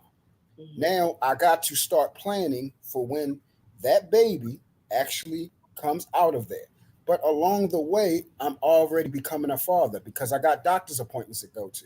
I got to make sure she's taken care of. She's comfortable. I got to make sure she's eating right. I'm already being a father without the child actually being born. I need that baby healthy. You feel what I'm saying? So you're already, for those who are doing these things, you're already moving as a father. You're already thinking, okay, hey, if I'm not making enough money, I need probably do work 2 or 3 jobs. Let me go get another job. Feel what I'm saying? These are the things that this is the weight and burden that comes up to man. Now, if you're not in a position, you don't have no trade, don't have no education as far as college-wise, no degrees and things like that, which majority of us do not have. That's just what it is. It's life. Some of us are trying to regain life. Let's say you did something stupid when you was a teenager, got locked up. You probably made one mistake and got locked up. Now you're out 20. You're trying to regain life. You find someone that you love. These things happen. Y'all actually get married, and here comes baby. He doesn't have anything. It wasn't that, oh, I'm going out here to whore around and something like that. 2 people love each other. They chose to have sex. They're married. And guess what? A child. So now he has to establish himself. It's another life. These are the things that come upon that. So now it's like, okay, now, what am I going to do now that now I have a child? I'm going to take on the responsibility. I'm accepting it. So now I have to build myself. I have to start increasing. Let's find another way. Hey, bro, you had this business out 5 years ago. You need some work on there. Let me go help this man out with his movie business. Let me go help this man out with his construction. This is what fathers start doing. It doesn't matter. We know we got to take care of it. That's mine. That's my baby. That's my last name. That's my DNA. That's my face on that body. So we'll automatically start moving. I'm talking about men, husband, and fathers. They're all the same. They're 3 entities in one. And they're automatically, once that pressure's on the line, that's when we become our greatest. That's how you can tell when a man is there. When the pressure's on the line, it's time to rise to that level. Go ahead, Pressure. So here's what we're going to do. We have some more esteemed gentlemen on the panel. All right. Before we're going to let Dusto, aka Scam Likely, and then my bard, Derek C. Williams, also on deck. I want to speak to Roy Chess. I appreciate you participating. I appreciate everyone participating in the chat as well. You are also actually an invisible square in the box. All right, just your box is on the side. So, Andrea, I see Roy Chess saying just Andrea is making a false assumption, right? Many fathers did not purposely get a woman pregnant. Many fathers because the woman gave birth. So I think he's in a misguided assumption when you were stating about the kind of men that the women are choosing to have children with, right? It's not always a choice. We understand the inherent chances or potential for pregnancy. We walk in understanding those risks. That pregnancy actually being a consistent choice, it doesn't always work out like that. You know what I mean? Sometimes a couple folks got caught slipping. True. Right? So, and he did stay. Most kids were not expected or desired by the sperm donor. And he even brought up the recent case where news a 13-year-old boy became a father. He didn't plan to be. All right. So let me see something. Okay. So I know, Proof, I know you said you had to make a move. So you have any words you can drop before you roll out, family? No, I'm actually going to, because this is it's going to branch out into a whole bunch of different stuff. I just ain't trying to. All right. But hopefully we can restream or like I'm thinking about probably piggybacking off of this, and hopefully like we can recontinue this conversation, because the way that when we spoke about it, the way he was going, I'm still trying to go in that direction, but it's not going to go. It's too many people to maintain that course.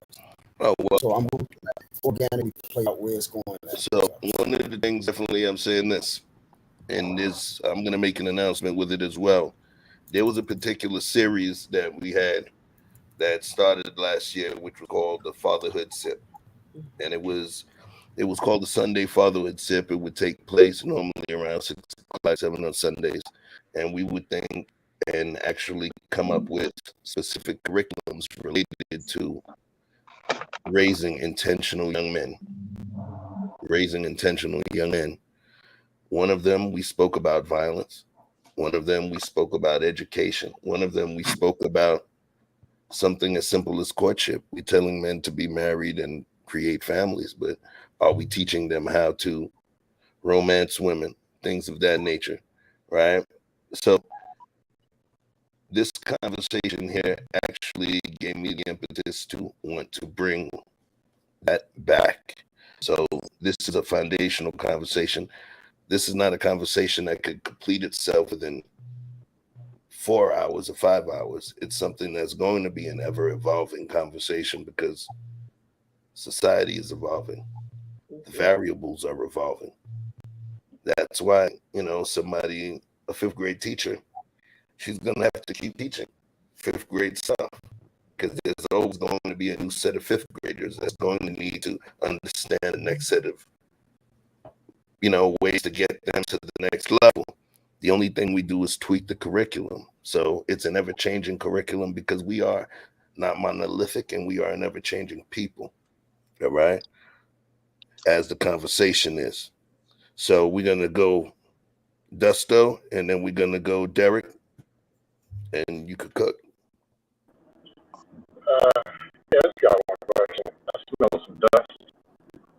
Uh-oh. So, because I even heard this on a dust panel, and I had to go 1 on 6. So a dude voluntarily sticks his meat to a chick unprotected, but he wasn't trying to make a baby. So my question is, if he was trying to make a baby, what would he do? The same thing. Nice one. So how do you sell that excuse? I voluntarily stuck my meat in there, but I wasn't trying to make a kid, and she's pregnant, as if it's some kind of surprise. Unless there was some, which they all, come on, let's be real, talking 20%. Unless there was a, hey, are you on the pill and some other stuff. But, all the people claim, all the women always say, a lot of women say they had sex the first time. They were virgins. Then he used 3 condoms and she still got pregnant. Just like the dude said she was on the pill and she manipulated him, or it was the white man's fault that she got pregnant. I'm just talking about general responsibility. You know what you're doing when you stick your meat in there. They teach sex ed in 5th grade. And if you look around, children pop up every day. And you were born here and you knew the stork didn't deliver you. I'm just saying, we know how this happens. It's just people just being irresponsible. Can they at least say, hey, I was irresponsible, I stuck my meat somewhere it shouldn't have been, and a kid came out? Just baseline. Is that fair? Make your secondary point, because I think, you know, the common sense portion of the audience can agree with that. Cool. No, when I was saying, I said something about profit, but I read in the comments something about how come fatherly principles and stuff aren't being taught.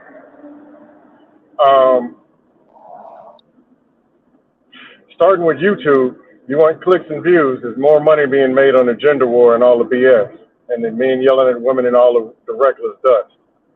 So more people will be more motivated to marinate pitching all the BS, because that's where the money, all attention, all likes, clicks, and views are. That's all I was saying about the profit thing. People do things to make money or to get something for personal gain. Most people are initially selfish. That's how this works. So their behavior is gonna be based on something that they want. And a lot of people don't see value in going and teaching some basic principles. And I get what y'all are saying. I'm just talking about as the masses, as people are. That's all I was saying when I was talking about profit.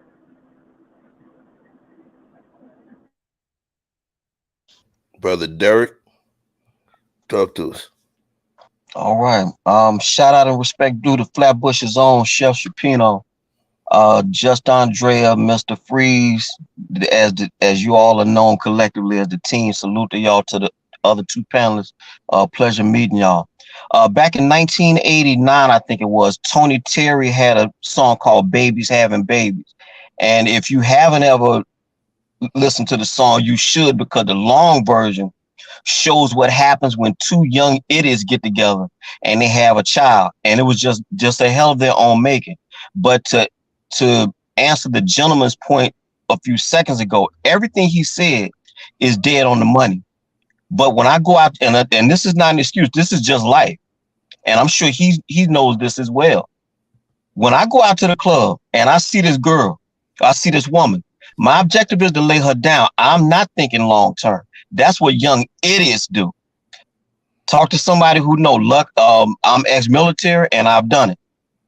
And so the thing is that I was 37 when I had my daughter. It's my opinion, because of my age, I think men should start considering having children after 30, but this is not nature.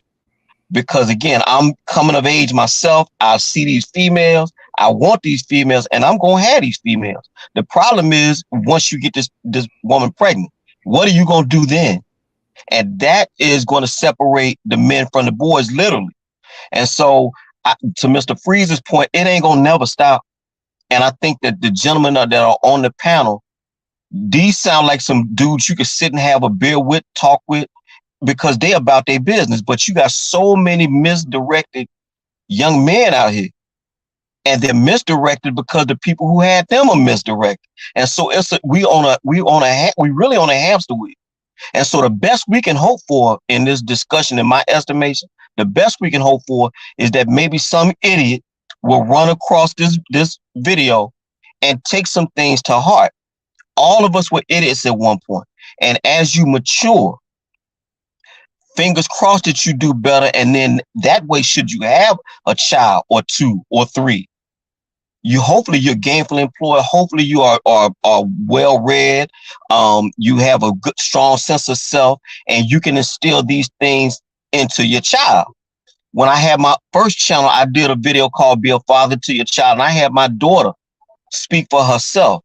I think the greatest testament to any parents is that when you see my child, I don't have to say a word. You'll never see me wearing "World's Greatest Dad" t-shirt. All you got to do is look at Damaris. All you got to do is look at the child. But on the flip side, coming up in Mississippi, we was always told, when you see an errant child, look no further than the parent. So we back on failed parents again. I think the example with what you had with PNB Rock, that's kind of radical. I don't think that's the norm, but just the same, and the same you had with Lee Malvo and the Muhammad guy. those is aberrations. I think most men want to do right, but you got too many for my taste that are absolutely wreaking havoc. I can't two black men that I hate. Two black men that Derek C. Williams hates. I hate drug dealers. I hate them because I think they're the scum of the earth, and I hate deadbeat dads. You laid down, you had this child, and you're gonna send this child out here to wreak havoc on everybody else because of your failures. Can't respect you, don't like you, hate you. So that's pretty much all I wanted to say. I'm on my lunch break, and I thought this was a great conversation. Salute to all y'all. But I think the people that are on the panel, all of us know what time it is. It's just unfortunate that you have so many young misdirected youth. Our country is broken.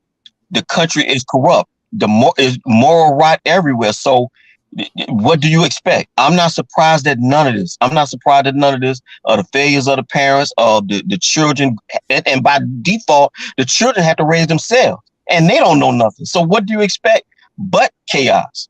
So that's pretty much all I want to say. Again, thank y'all for having me on your platform. I don't want to be too long-winded, and y'all take care of yourself. All right. Appreciate you, D. All right, y'all take care. You know Salute. you're home, family. Salute. Yes, sir. I just want to respond real quick to what Derek was saying. He spoke to the, I think the word he used was errant. Those children that get left behind no matter what bill they pass in Congress. And you don't have to raise a child to be unruly. All you have to do is just leave them unattended. Just leave them unattended. No guidance too. I'm sorry, say again? With no structure and no guidance too. That's a wild animal. You leave it unattended. With no structure, no guidance, or because at the end of the day, kids want structure and guidance. They want to be praised. They want to be when my kids clean up the house and do their chores, they want their money at the end of the month. So they want structure and guidance. They naturally need that. But when you leave somebody unattended, what they say, an idle mind. When you leave somebody unattended and an idle mind, they're ruling to do the structure and cause havoc. And to me, as a parent, it's your obligation. When you lay down and have a child, I personally believe it's your obligation to take care of your child. Or you're going to leave the system to take care of your child. They're going to be coming to me. And I have a problem with that. I think people should be responsible. When they laying down having children, be responsible. And if a man tell you he don't want no kids, you should not be having no kids by him. How about that? It's not about, we already established, Drea.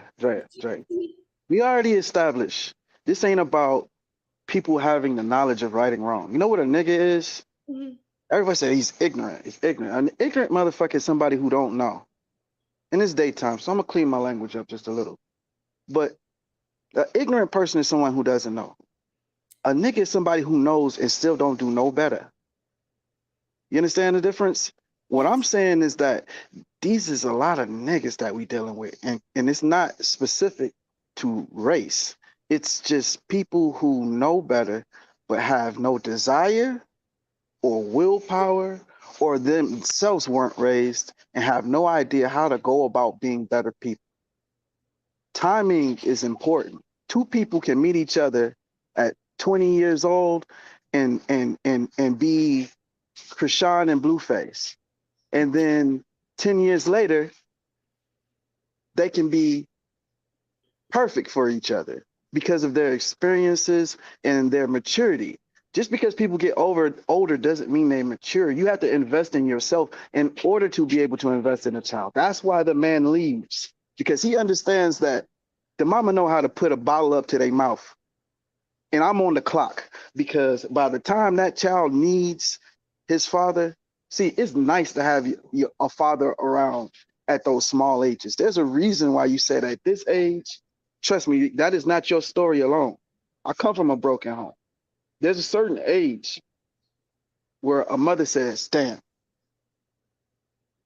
that child needs their father. Whether it's a daughter that's out of control and sneaking clothes in a book bag to change at school, or not going to school at all, or running off with older boys, or if it's your son and he not coming straight home, or he lying about this and lying about that and selling drugs and running with the wrong crowd and got the wrong friends because he watched too much TV and internet. He want to be Ja Morant. At the end of the day, that influence can only be potent in the hands of the person who it can be received by. You understand what I'm saying? It's a lot of men who have great knowledge and wisdom and would love to help children and love to give them some game, but don't nobody want to hear that. Not those children. They've been left alone too long to their own devices. They're already unruly. Why the hell would they listen to Pastor so and so or Mr. so and so from down the street at so and so's barbershop? Why the hell they listening to them? And that's where I do believe it comes to a point that a boy child should go live with his father at a certain age. I do believe that if he doesn't live in the home, he should, in a nuclear family. I do believe a boy child should go live with his father at a certain age, where his father can teach him all the lessons that he had been taught. Because I'm not saying not. I'm not. Don't get me wrong. I'm not saying all mothers can raise a man. They can, but at the end of the day, I do believe at a certain age, boys should go live with their fathers. What's up with Q? Where my boy Q at, man? He's sick right now, so he couldn't come. I'm sorry. Huh? But he's sick right now. He couldn't come. But I sent Q home, Q to his father at 11. He was 11 years old. I made a choice to send him to his father, not because he wasn't bad, because he wasn't a bad child in my house. I just thought it was time, and he asked me. Can he go live with his father? The 6th year he was in 6th grade, and I said no. I said no first. I said no because he was my baby, and I was like, I know you ain't going to live with your father. Not because I didn't think his father was a good man, because his father is a great man. Okay. I just wanted him under me all the time.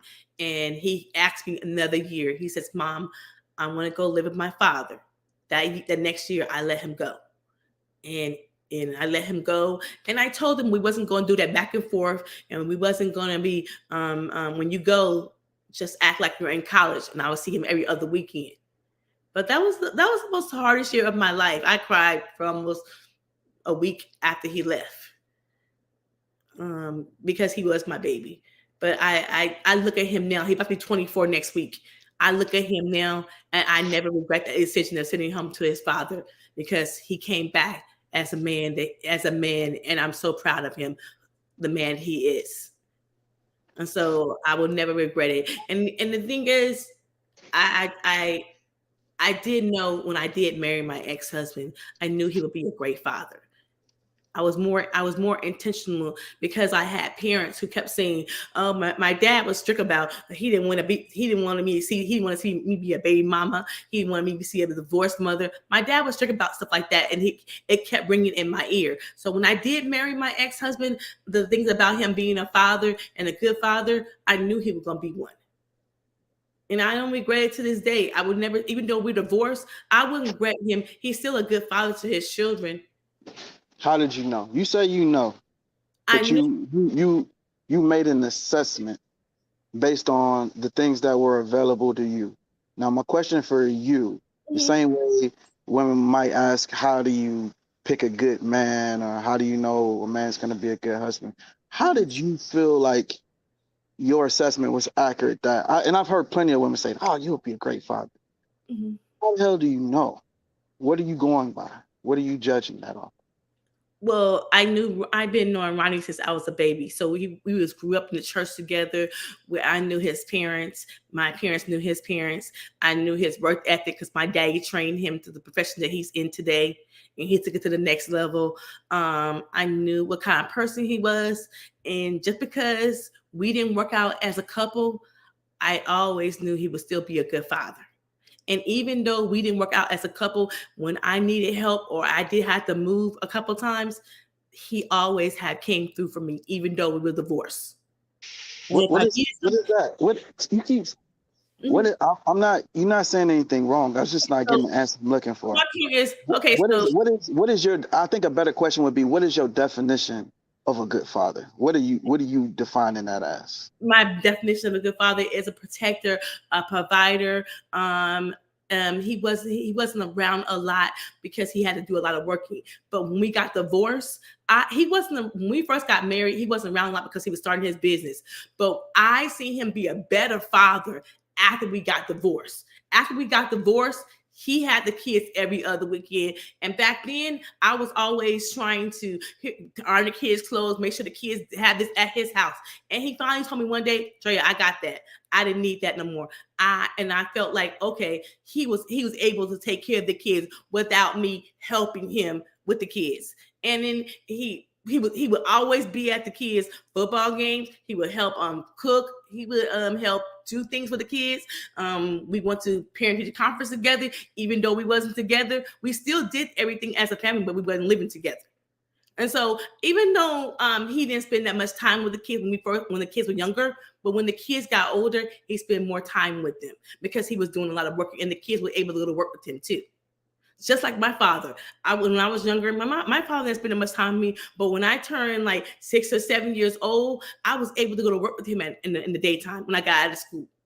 And I spent a lot of time with my father after school every day. And my father, my mother would drop us off with my father. We would have to vacuum the floors. And this is where I learned guidance from my father.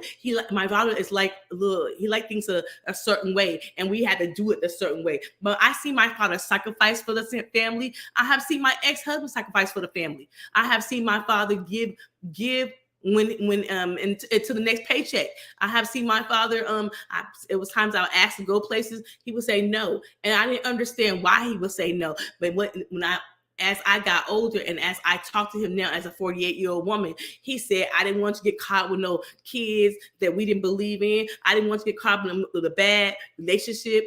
I didn't want you to get caught up in things that you didn't have no business being a child.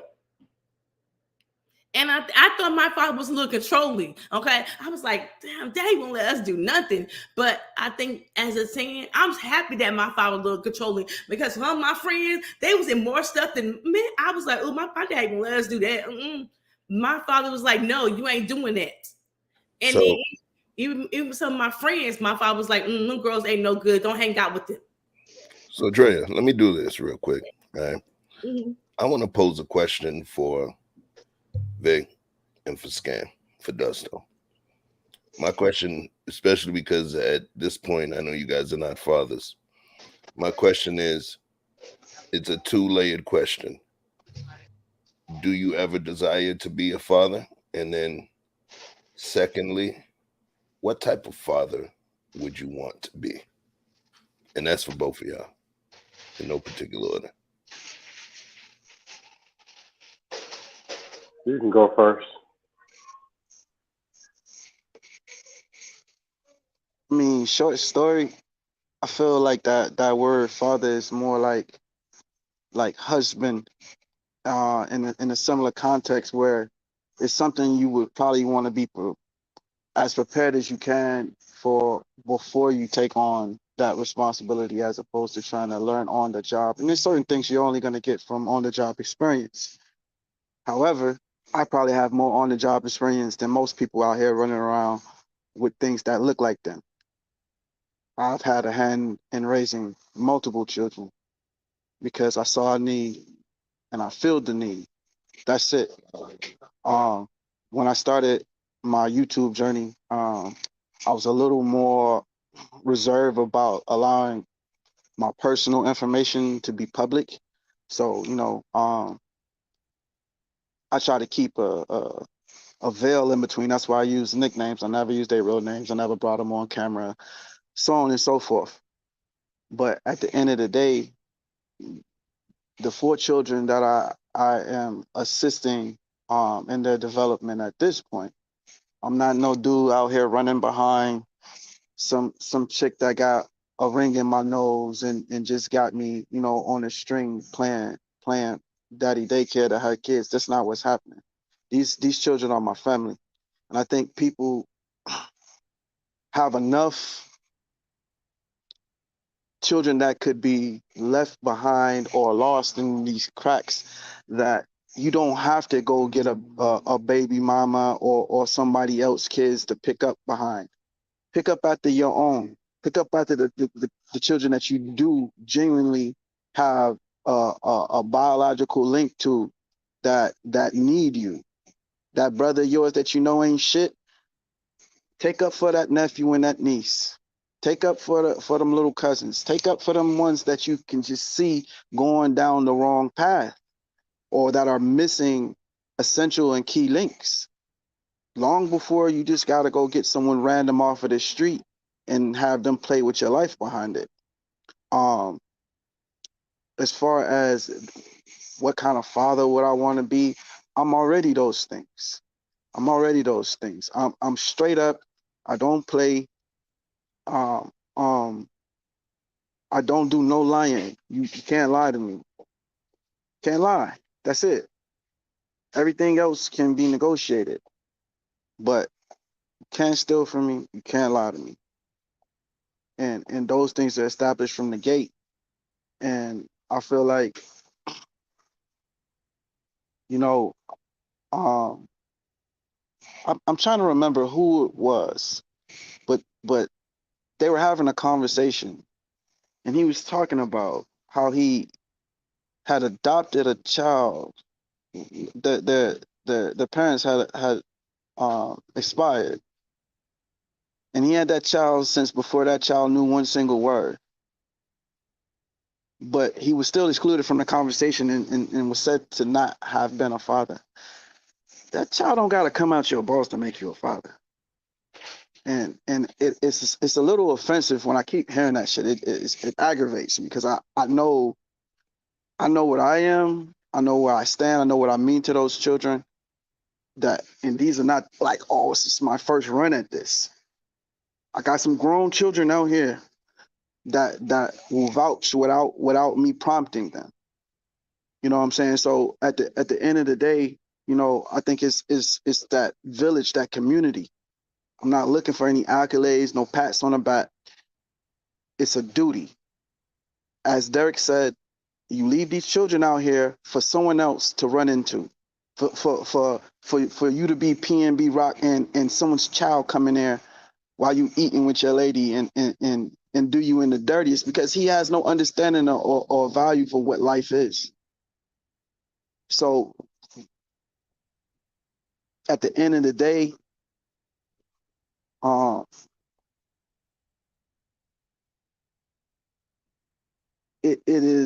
it's the alternative. What you don't do, it's opportunity cost. You know what I'm saying? It's, if you don't raise that child, if you don't guide that child, if you don't drop some game on them, even if you don't get a chance to be in their lives every day, that, you know how many men culminated to make me a man? I am a mirage of all the different men in my life who dropped a line or two, a conversation or three, just game that I never forgot to this day, or can recite it. You think that child ain't listening, but they recording. They recording. If you come with the right information at that right time, man, there's game that I mean, even supervisors have given me. You know what I'm saying? But it was game on life. Now it may have helped me at that job, but I took that on and went on to develop it, and then now I get to feed that to the children that I have a hand in. You understand? So it's like when we were doing the fatherhood sip, the man said he planted a bush that years later someone else came to eat from. That's that fruit and that multiplication that you was talking about. And it's not only good fruit that multiplies. You understand? So just like, you may eat from that good fruit, there's also poisonous trees out here and poisonous fruit, and it can multiply and choke out the good fruit. You know what I mean? So it's a war. You must participate. Just pick what side, or you're gonna be a victim of that war. Do what you can. You can't say that what your efforts are going to be profitable, but you must invest anyhow. And that's all I got on that. All right. So what we're gonna do is we're gonna go next to Scam Likely. And remember, it was a 2-tiered question. And I based it directly at you gentlemen because if I understood, you didn't have any biological children as yet. So the question would be, would you want to? And 2, what type of father would you want to be? And you could take it whichever direction you feel is important to you. And then from there, we're going to go to Big Uncle Stu, old man on the block. Thank you for coming through, family. I appreciate you. First question, would I want to be a father? Throughout my 30s, I said no, like most of the time, except for when I was dating somebody that I was really into. Then I was like, man, I'd like to make another one of these. Half this, half me, and half this person. That'd be great. And I know that person would win. But then I was saying no. Then talked to a friend of mine, and he asked me why I said no. And I was like, I told him, how am I going to tell my child? What's going to happen? I tell my 13-year-old son, he comes up to me like, Dad, you knew this world was effed the hell up. What you bring me into this for? You knew what the future held and how these people are out of control, and you brought me into this. And that was what I told him. My friend pretty much let me have it. It's like, bro, you're the very person who needs to have the kids. Somebody like you. And are you really telling me the person that you done became, the environment you grew up in, and all that you know, you can't put out a better kid that can dominate in this world? And he was telling the truth. And I had to be like, you know what? I was off track. What type of father would I be? My kids can dominate. And I already know that. What's being raised here is nothing but the victims and the slaves to work for the top 10% kids that are coming. That's what's being raised. People who are sitting there waiting to work, give, and do everything for these people who dominate. Not saying in a way of just like some kind of slavery type thing, but there's too many resources. There's too much access to information. There's too much of everything that you want. People act like the world has so little, but the world has so much. I can put my kids in that situation to absorb it all and go out here and dominate globally. Learn 3 languages before they're 15. Instead of complaining about the schools, they can be running the schools. Instead of complaining about fitness, they running 5-minute miles. Instead of complaining about, oh man, these women's out here, instead, there's a pile of them knocking on the front door trying to get to them. Raising a daughter to be a wife. And they'd be like 4 things people are asking for. Just instill them in the person. Bro, I got to tell you this. This is a respectful interruption. There was a reason that I asked both of you that question, and there was one thing that I recognized. It elicited both of you at some point had a smile in your each individual way. Had a smile when you were answering that question. You know why? Because when you started to speak to the kind of father that you would want to be, there in that moment, and this is the crazy thing, I got goosebumps.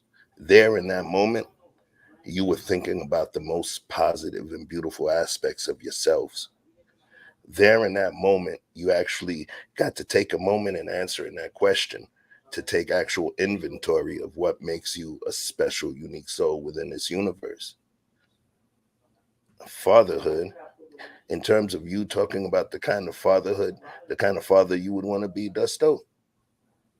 If I saw you as the stepfather to a child whose dad was not around and doesn't care, I think having you as a dad around him will put him in a way better place. It's the multiplication of that, So I kind of wanted to tag along that message that you were stating, because one thing I did recognize is when we get the opportunity to father, it allows us to channel and dig into the bag of the best part of us that we are. It's a feeling that you don't get, just like you don't have that feeling if a woman never has a child travel through her birth canal, right? It's that feeling of understanding you, channeling and figuring out what's good and what's bad. And being a father actually takes you to another level of manhood, I believe, because it allows you to understand, take inventory and access the best, and also filter out the worst. That's just my opinion. But I'm gonna let one of our esteemed guests come and cook for us. He's Hey, pretty busy. real quick, because I don't want the conversation to change before I address this. I just want to address one comment before Unc go, because I don't want to interrupt him. Okay, And because he's on limited time. So talk to me. Which one? Eve asked the question: if your father was if the man is absent, would that potentially have the possibility of making you a better father? And I think Truth was trying to answer her in the comments, but I don't really keep up with the comments too tough. I just saw it on the screen. I'll say this to answer that shortly, so Unc can get on. But my dad left when I was 2, so I don't have any memories of my father in the house. My brothers do; they much older than me. The way that affected them versus me is 100% different. So I say, if you're gonna be the guy that leaves, leave early. But me and my brothers, I don't know what the conversation topic was, but one day we were in the kitchen and we were just having one of those moments, and we all made a bond and a pact that no matter what, we would never leave our children. And it probably meant more to them at that time than it did me, but I took that to heart, and I think we all did. And no matter the twists and turns of life, everybody has stood by that. You know what I'm saying? I got one of my brothers been to prison. You know what I'm saying? My other brother, you know what I'm saying, he was just, you know what I'm saying, on whatever type of time he was on. But every last one of us have stood by the things that we have created or sought to be a part of. And I think that's very much so a possibility. Just like someone who grew up around substance abuse can either become that thing or hate that thing. So I think it could go either way, just to answer your question. Hey, Chef, you muted. Yeah, that's my specialty. Oh. All right, appreciate you, Vin. Uncle Stu. What's going on, sir? What's What going on, my is brother? the question, so I can have clarity? So the question that I had posed, it was specifically to Victor and to Dusto, because those two brothers do not have children at this point. So Okay. the question that I had posed to them is, 1, do you want to have children? And then 2, what type of father would you want to be? And I kind of revealed the reason that I asked that question, because I wanted to speak to the importance of fatherhood and not just the impact it has on the community. Because what I did was I played the DC sniper, and then the men that killed PNB Rock, which was a father and his teenage son, and to show everybody's not meant to be a father. Everybody should not be a father. And part of it was speaking to the positive aspects of, I'm giving you a little timeline, the positive aspects of step parenting. I spoke to the aspect of my father and my stepdad. Truth also spoke to the positive aspects of his father and his stepdad, and how we are both changed men by virtue of both of those men's impacts and contributions to our lives. So with this last question that I asked them about what kind of man would you want to be? Because initially in the conversation, or still within the conversation, Dusto was stating that step parenting is not something that's profitable. So I questioned his concept on what is the profit. And I spoke to Shaquille O'Neal being raised by a stepdad. I spoke to myself, spoke to Truth, So then I stated it's where your profit, it's where you consider your litmus test of profit. And the final question for the two of them was, what kind of man, what kind of father would you want to be? And why? Because I noticed a smile, a gentle smile. Vic is a little more muted with his, right? He tried to hide it, but I noticed a smile in both of them, because in them trying to answer that question, they were accessing the most beautiful and positive images of themselves that they would want to replicate. And it was a natural smile that was elicited from it. And the final question to Dusto was, at this point, not a question, but a statement that I made to him. And I said, hey, I believe that if there's a child that's with a single mother and you happen to be a stepdad, he would be better off than if he was not with you. And that's where we are. Okay. Look, I might have to clip that. That's a synopsis right there. I might have to clip that one. Yeah, you got to clip that. I'll respond after Uncle Stu, I guess. All right. Go ahead. If you got something, Scam, because I have children. So go ahead and say what you have to say. Regarding as far as me being a step parent, at the end of the day, that'd be my decision. If I don't want that single mother, I don't want that single mother. If I don't want to be a step parent, I don't have to do it. But that we can always say how great things could be over here. And yeah, if I took $20,000 and gave it to somebody else, they'd be great. But I want my money. It just is what it is. So if I decide to go that route, yes. But if I don't, then that's just my decision. So you're defining at this point, you're defining your litmus test. Because remember, I stated that in terms of what we consider the profit. So what you were stating was, say, the money, right? No, that was just an example. Okay. Like meaning it, how can I say it? You can go say, man, the world will be great if you yourself gave your soul or took one of your organs and gave it to somebody else. I want both my organs. Or if you took your time, your energy, and effort and rescued the single mom who was out of control. If I don't want to do it, I'm not going to do it. And there's probably a reason with that single mom that I don't want to do it before we even get to the kid. I would be willing for the right situation. The best woman I ever dated that I probably should have married had 2 children.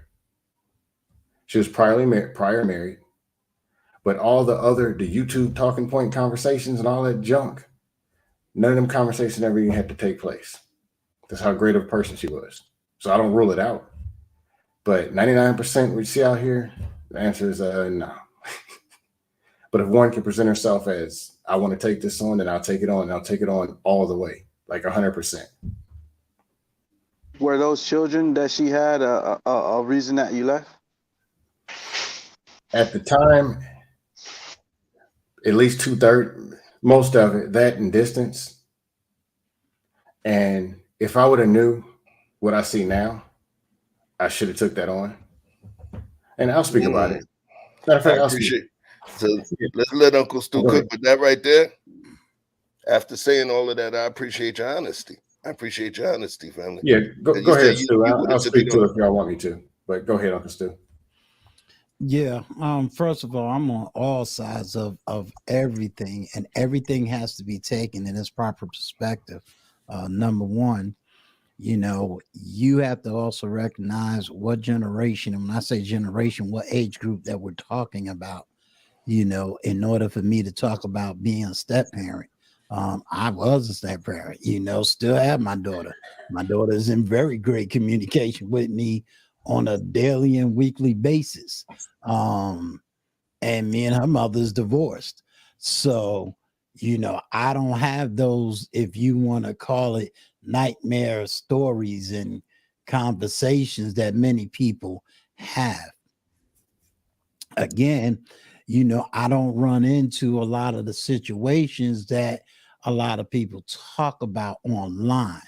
You have to have a maturity. If you're, in your 40s, the likelihood of you trying to find a woman in her 40s without a child is very slim.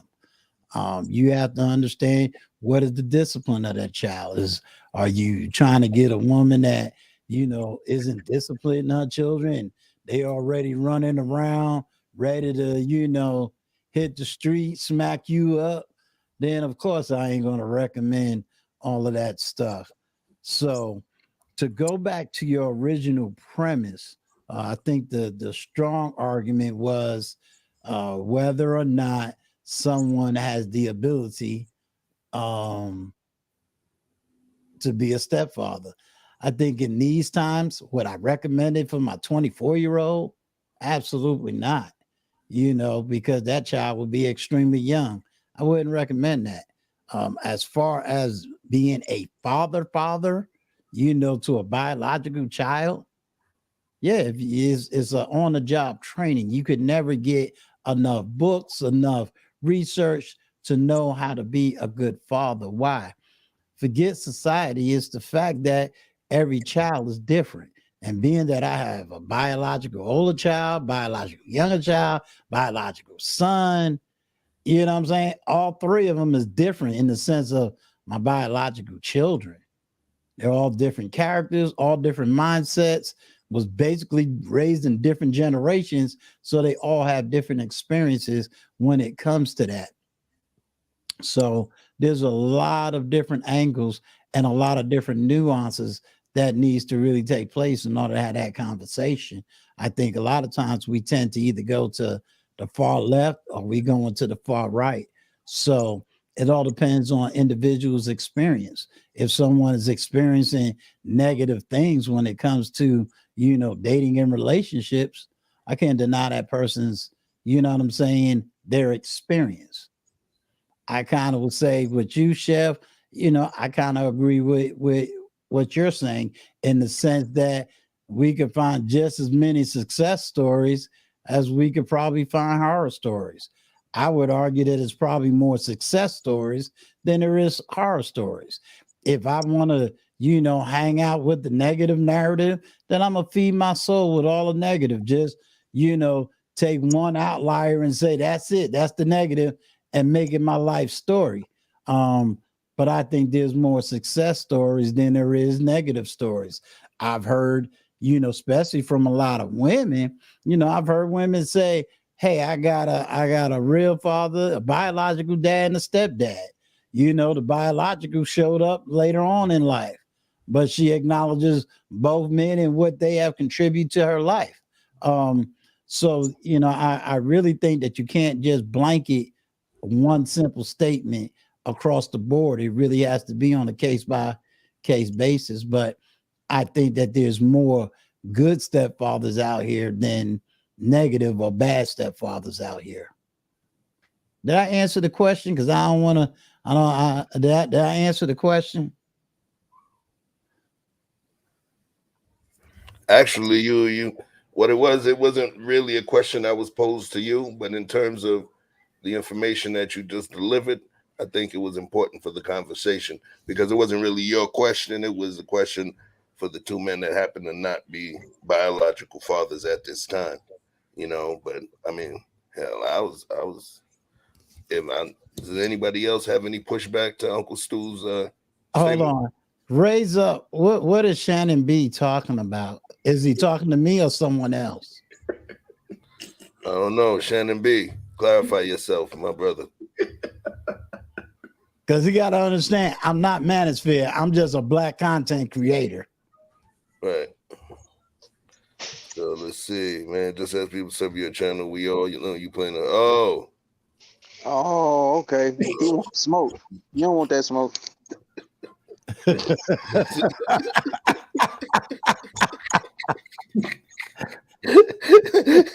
B on that. I see Shannon B. All right. 100 watts, Nighthawks, assemble. What up? Yo, 100 watts, man. You need to get with me, man. We homies, dog. Right. PC of Pops, 200 watts. Yeah, let me put up Shannon B again. This one? Yeah, is he referring that to me about some Manosphere hustle? Well, okay, let me address it because I see the latter part. Number one, I'm going to say this. When you start talking about everything said here today goes against all your talking points, Number one, Shannon, if you know anything about anything on my platform, you have never heard me speaking Manosphere talking points. That's number one. And I challenge you to go through my whole platform. Just because I interview people from the Manosphere don't mean I agree with all Manosphere talking points. As a matter of fact, I flush the talking points out to make sure that you're speaking your experience and not someone else's experience. Number two, I don't need to go on talking points because I have my own mind, my own life, and my own experience. There's a reason why that word says, oh man, I'm 55 years old. I've been through everything, divorced, remarried. I got a whole life. I'm retired, military. I done traveled this world twice over. So I don't need to live on talking points. So this is not for me to be going on talking points. So I don't know what talking point you're referring to, but I don't live my life on talking points. I live my life on knowledge and personal experience. And a lot of things that's said in the manosphere, and I'm bold about that, is number one, no, you said, I watched you from the beginning, dude. I saw you change Kevin Samuel like everybody. Dude, I ain't never told. What are you talking about? Nah, you got the wrong individual because I don't talk about Kevin Samuels. Never said nothing negative about Kevin Samuels, but I'm not a Kevin Samuels person. Sorry, I happen to be the same age as Kevin Samuels. So why would I talk about Kevin Samuels? You said you watched me from the beginning.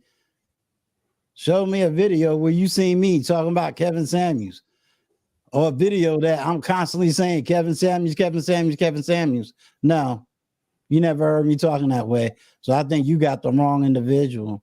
I know you do.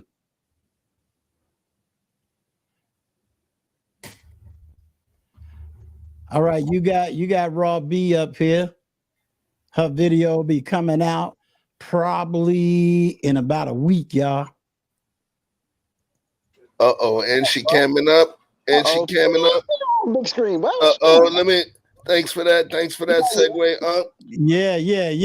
You know, yeah, I got that exclusive. Y'all got to understand, I'm the exclusive brother. Okay.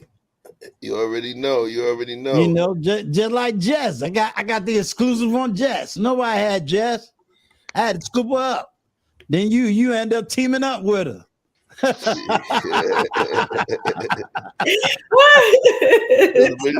bring her up. Peace to my sis Robbie Privilege. What it do.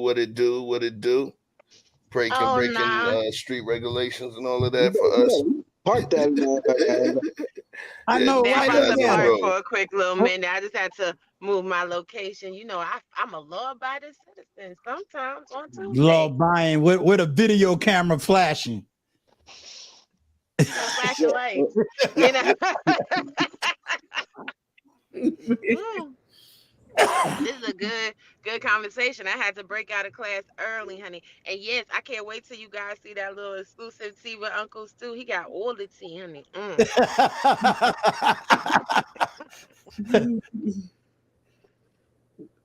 But I do think that every man is a positive influence on their child, no matter what that man got going on, because that's their dad. See, we don't have to agree with, we don't have to agree with how people live their life. That doesn't really matter. You saw the clips we played? Just want to make sure. Because part of it was about the fathers that when we tell all men to be fathers to your children, we gave some examples of some men that were fathers to children and they were not the appropriate fathers. One of them was the DC sniper, John Muhammad and Lee Boyd Malvo, where he was that father figure to him and he taught him how to be an effective leader and put that in his soul at the age of 16, 17 years old. Then we also spoke to Tremol, which is the father of the person that deleted PNB Rock because it was a 17-year-old boy. And his father trained him and walked him through the steps of effectively deleting someone and removing riches from that person's body. All right. Well, those aren't the best examples, but I feel like those are the one-offs. Those are the extremes. And on social media, a lot of people deal in the extremes. The reality is those young men could have turned out the same way, if not worse, without the influence of their father in their life as well. But when we have a whole group of people that consistently say single mothers are the problem, then we have to infer that fathers being in the picture is the only solution, because that's what the men said. That's what the men are constantly espousing, that they are missing from their lives. In fact, this is why they cling on to male figureheads in social medias, because they're looking for a daddy.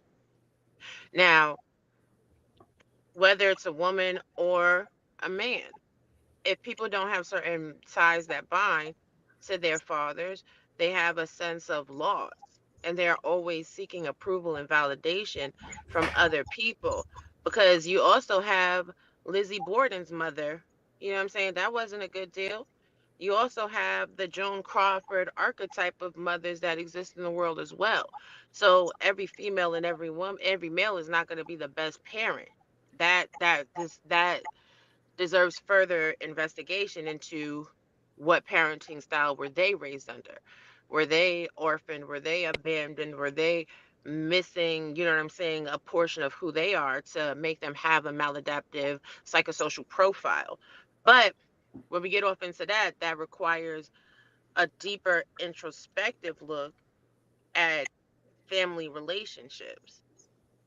When I'm sitting here and I'm listening to a lot of people that talk about what's happening now in modern society, they don't even realize that what they're speaking to is broken homes and people not reaching certain plateaus in their psychosocial development. It's arrested development for the whole community. But dads are super, super important, and they need to be in the picture. And we have to stop giving these passes to men that abandon their children because the women are whores or whatever. You knew that hoe was a hoe when you laid down with her. What does that have to do with your child? Yo, you dramatic. For the record, I don't know if I'm y'all know who. dramatic. I don't know if y'all know who Lizzie Borden is, right? She brought up Lizzie Borden's mom. Lizzie Borden was she was known to have done the crime, but she was pretty much a young axe deleter that deleted her family. And there was an actual poem that was done about her, where that poem goes: Lizzie Borden took her axe, gave her mother 40 whacks. When she saw what she had done, she gave her father 41. Yeah, so you had to be dramatic with that one. So I mean, but even we have the that's Menendez an brothers, the Menendez, Yeah, the Minions were based right. by two parent homes. What's his name? right? They came from a two Lyle, and the other Lyle one, Menendez. and what was it? Lyle and Right. Kyle. Let's just call them the Doublemint twins. They Right. went on a whole spree. Like, they did seem too much, and they came from a mom and a dad home. So some people are just natural born, you know what I'm saying, deleters. Yes. Shout out to that movie as well, because that movie's fire. But some people just have it in them. Look at Gacy. Gacy grew up with both his parents in his home too. I believe so did the son of Sam. So, like, we got some people that they are just inherently evil. Exactly. And then you got to also remember, I mean, we ain't even got to go back that far. We got an NBA basketball player running around We didn't get a chance to acting, talk about that yet. acting like a fool. And his dad is at every game that he play. And So, I mean, let's, heck, if you want to go there, at the end of the day, this is what I would always argue. Mhm. And the argument is this: what we've taken out of the community in general is accountability and responsibility. I could sit up here all day and blame my dad for every single thing in my life. But at a certain time, at a certain age, I have to take accountability for my actions. Yes. Period. Period. Yes. Period. You got to And grow that up and is man up. right. That's the whole thing. And when you take accountability out of our vocabulary, then what you have is anarchy. Then you have blame, game, shame. I can't sit up there and blame every single thing that went wrong in my life on some female. I knew what I was doing in high school. That's why I had a child out of high school. I knew what I was doing when I had each one of my kids. And when I realized, hey, I made a mistake, I had to take part in it. I don't have to like what the consequences may have been. Nah, consequences don't feel good. But at the end of the day, it's called accountability. Period. You know, everybody don't grow up the same. Everybody don't come from the same economic, sociological class. But at the end of the day, we have to take accountability and learn and move forward. I know those are hard words, but those are correct words. It goes right back to, you know, and I'm not having no beef with Mr. Shannon B, but I come from a mother and father. So I didn't have a need, this strong desire to have all of these male influences. I had that all my life. So anything that there's nobody in my family, if I made a mistake, they can't say I didn't know.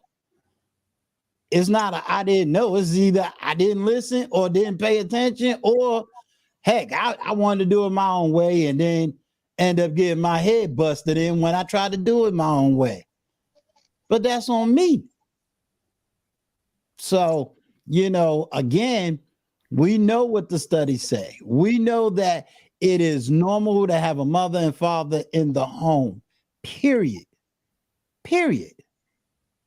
We know the studies. We already got all the numbers. We know that the probability, if you got 100 women raising a boy, we know the studies say who are the ones that's in prison the most. 70% is coming out of single parent homes. We know that. We know that there are outliers. We know a single parent can raise a doctor, and a single parent can raise a lawyer, and a single parent can raise NFL and NBA players. We know that. But that's not everybody. And I think too many times we sometimes take the outlier and make the outlier the truth. Do I see some of the sociological dysfunctions that a lot of brothers say? Yeah. Do I deny it? Absolutely not. But at the same time, I'm not going to talk about it from sun up to sundown. I'm going to know how to move out that situation. All right, check this out, right? So, sure. We've had a lot of exclusives on this particular channel. We have a lot of first cam ups, a lot of first, you know, whatever. And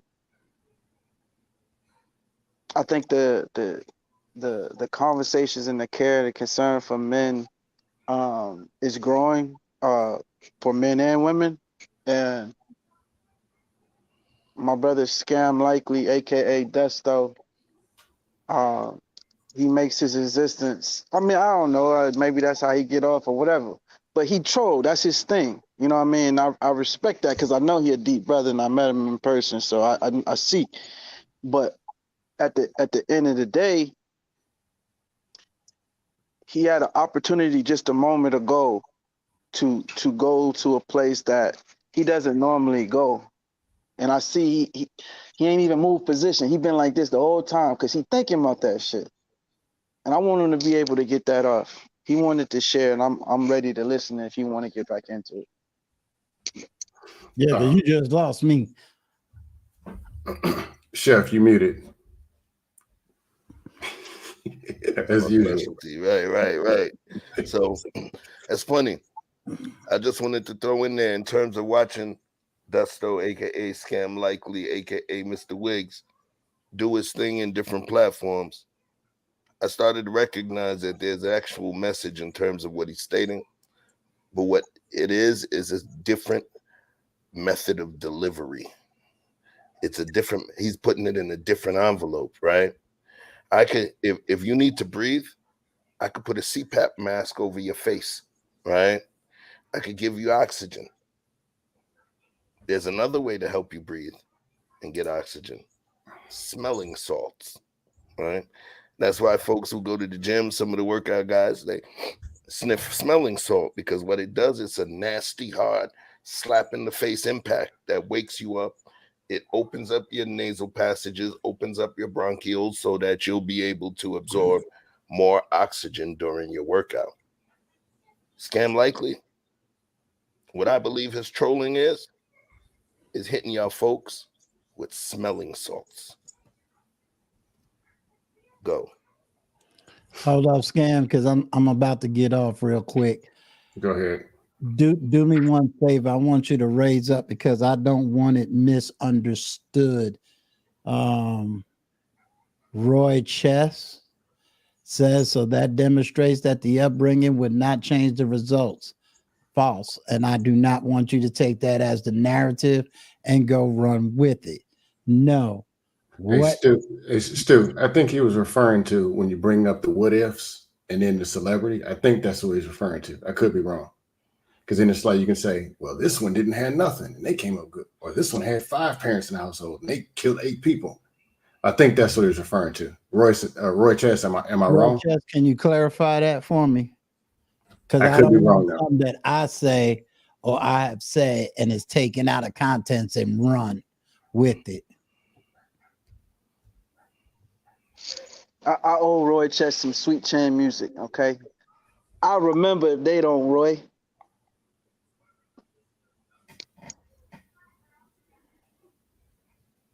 So, in terms of this topic, the whole thing was, excuse me, was to open up several different lines of communication related to fatherhood. And when I thought about it, and I thought about some of the various whips and turns that it was going to make, the most important was it was going to create more conversation about fatherhood. Well, just to let you know, there's a series that I've already did. I'm just waiting on some thumbnails. And that series is Fatherhood. So you'll be seeing that coming out soon. Awesome. We definitely looking forward to it. Yes, sir. I think the first I video want everybody to go subscribe to minutes. Uncle Stu's channel as well, please. But I'm going to get off of here and I'll be listening in the back. Let me see what he said. Well, that stated covers the hypothetical and the natural sense. Perhaps I did not get the context unclear. Well, okay, let me say it this way and then Scam, I'm gonna let you finish up. My argument is simply this: statistically speaking, coming from a 2-parent home is your best outcome. If you define that 2-parent home as a biological mother and biological father, it's the best outcome. If there's a step parent, whether it's a stepfather or stepmother, then the child has a better chance at success.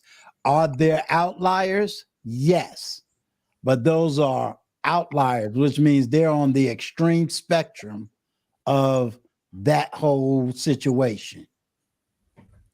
All right, I'm gonna get out of here and I'll be listening in the back. I appreciate you, Unc. All right, y'all.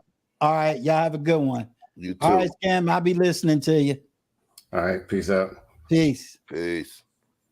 Hey, Vic, I forgot what it was I was supposed to be going in detail about. What was it? You met this beautiful woman with children and you decided to do otherwise, but you were having second thoughts after the fact. Oh, yeah. Simply put, the person you see now isn't the person it was 5 years, 10 years, 15 years ago. That's what it is. Met woman was divorced.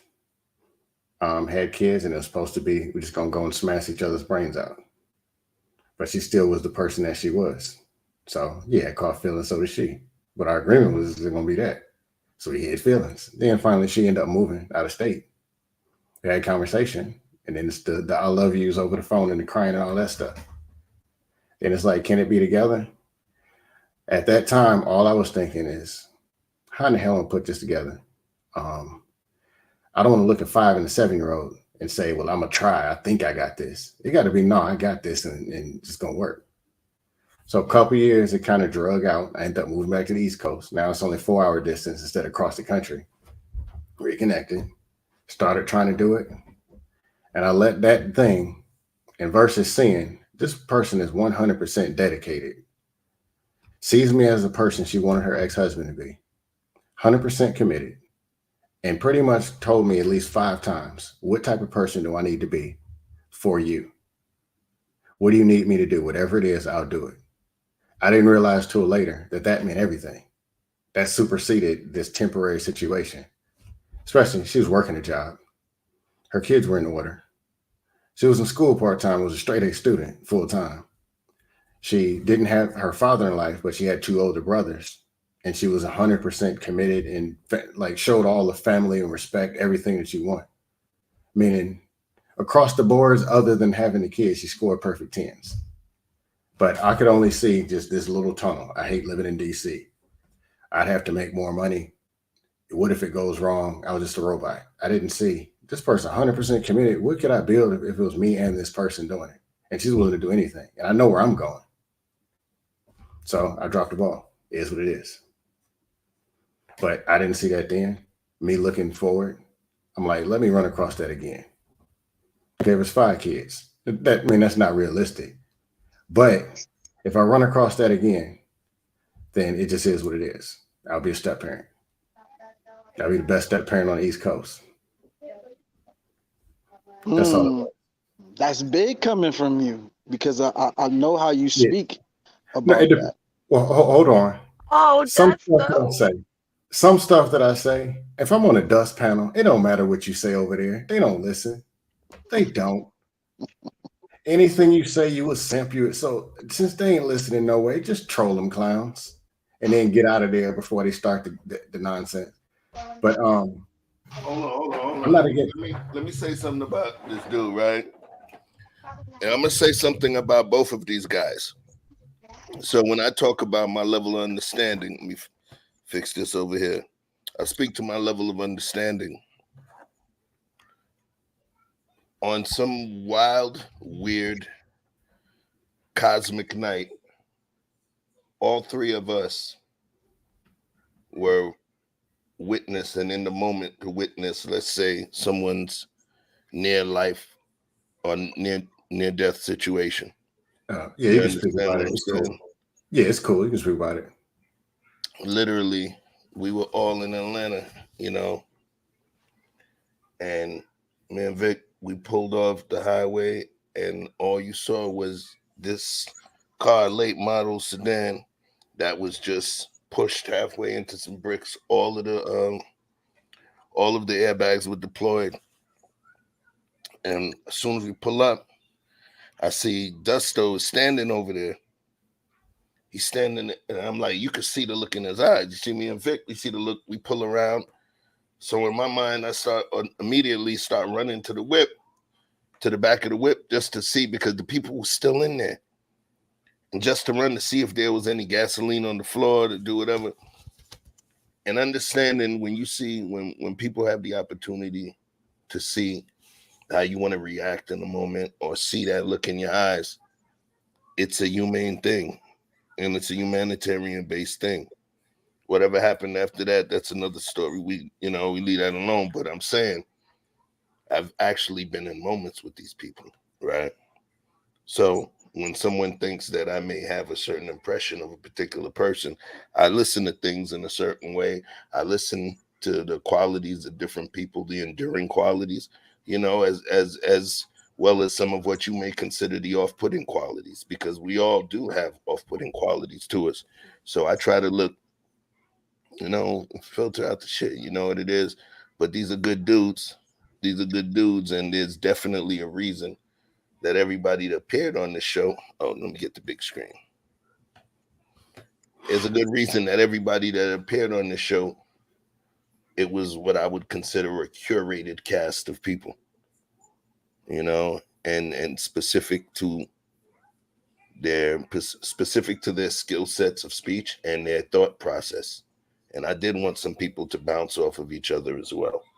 You know what I mean? So that's why we did it. You quiet, Andrea. Talk to us. Andrea taking a nap, y'all. Hallelujah. So this is not going to be a 4-hour thing. I want to kind of get to the final overarching point. I was playing with a lot of different ideas in terms of don't father your kids and the ideas that would make that point make sense. But the other whip around rabbit hole was understanding the people that do come in to father those kids after the fact when the wrong biological father is not there. Step parenting is a thing. It's a thing that's benefited me. It's a thing that's benefited many people. For those men that may be sterile or impotent, hey, guess what? Step parenting is the only thing they got outside of adoption. For the men that's out there, when you think about step parenting and you think about even parenting and you don't have a child, ask yourself that question. What kind of father would I want to be?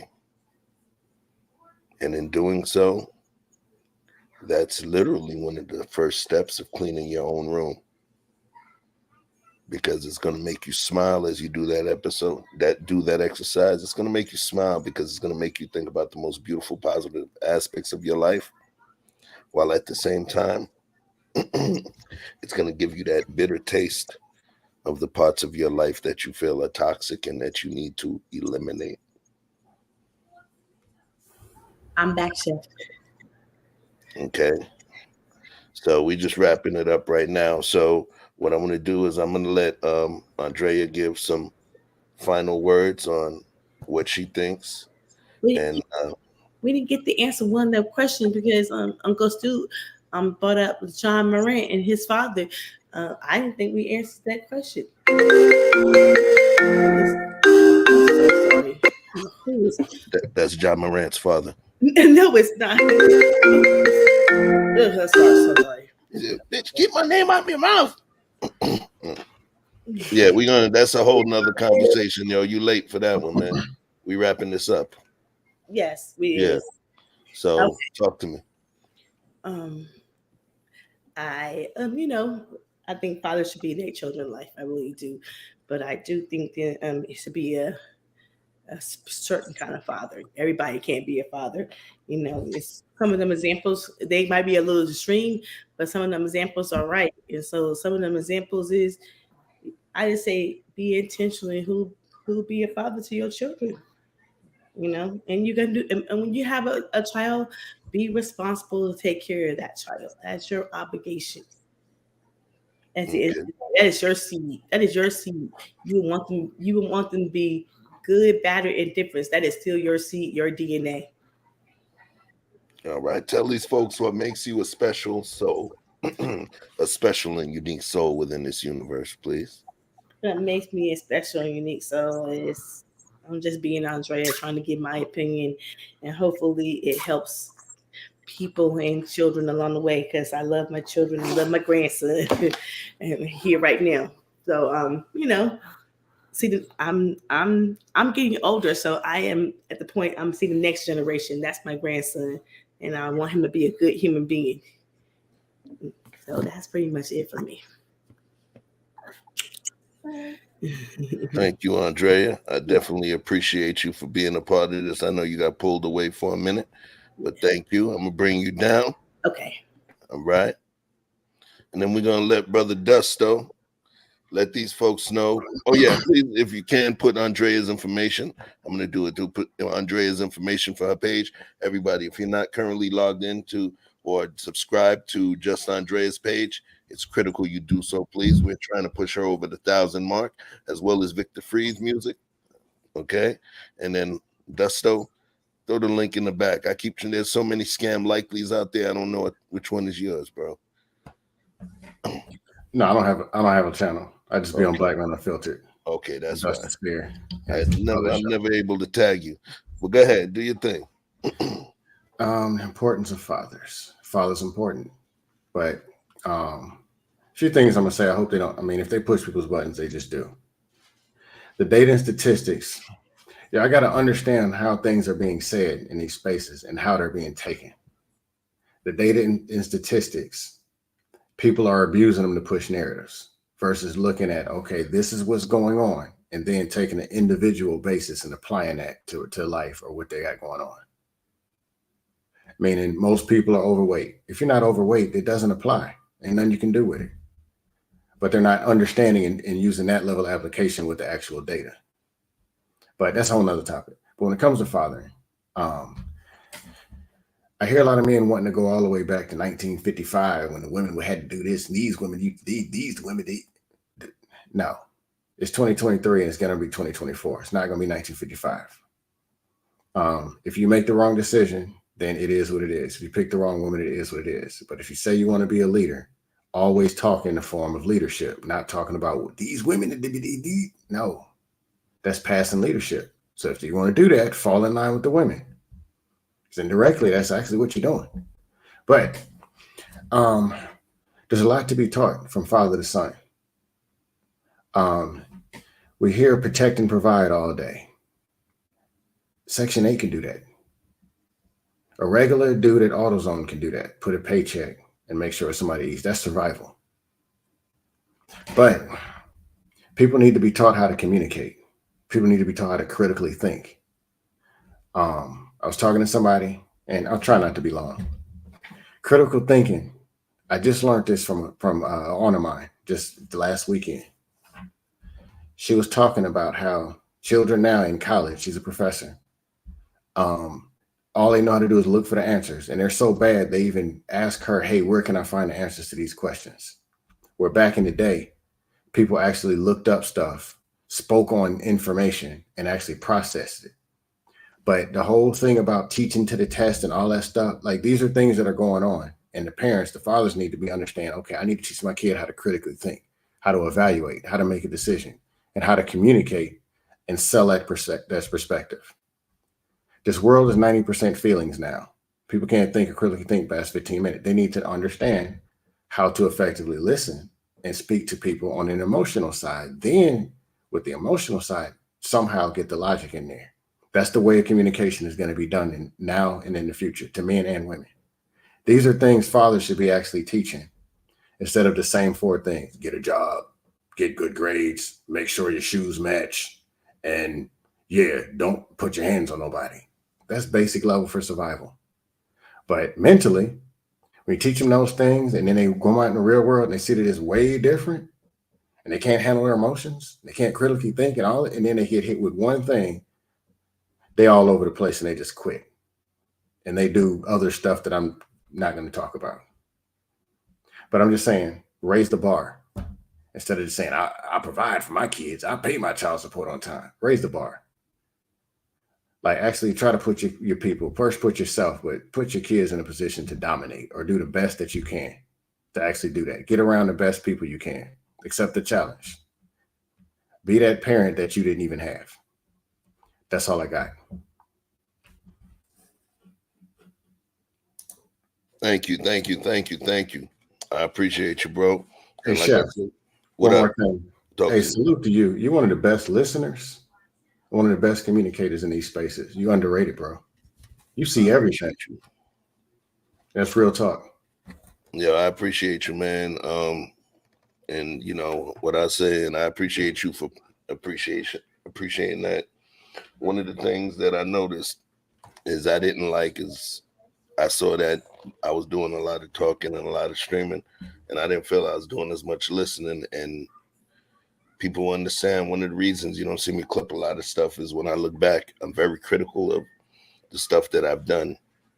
So there's a lot of streams that have not come out. And part of it is because I'm extremely critical of the profundity, or some would say profoundness, and that's not a word, but the profundity of what I'm speaking on and how I feel. And so it's important. So if you don't see me come out with something, it's because it hasn't resonated with me. And I have to find a level of nuance different than the other perspectives, because if we are going to find a different way or a different result, sometimes we may have to find a different way to hammer the nail. So I'm glad you appreciate that. When I look at people, I look at people in a different way. You look at Vic, me and him, me and him probably got the most going back and forth on YouTube of anybody I've ever gone back and forth with, right? Consistently. But it's love. And we knowing that if YouTube disappeared tomorrow, we would still break bread tomorrow. You follow what I'm saying? And so, because I recognize that the man upstairs, whoever yours is, I respect him too, but our men upstairs have put certain people in front of us for a specific purpose, positive and negative. Every L is also a lesson. So they put somebody in front of us for a purpose. And going back to the fatherhood thing, finding out what that ultimate cosmic purpose is something that makes it, that's the beauty of life, right? So I'm gonna send a special closing statement for my brother who's not actually on the panel. He was on the panel earlier. All right, that's my brother, Truth and Purpose Nexus, aka Tap In.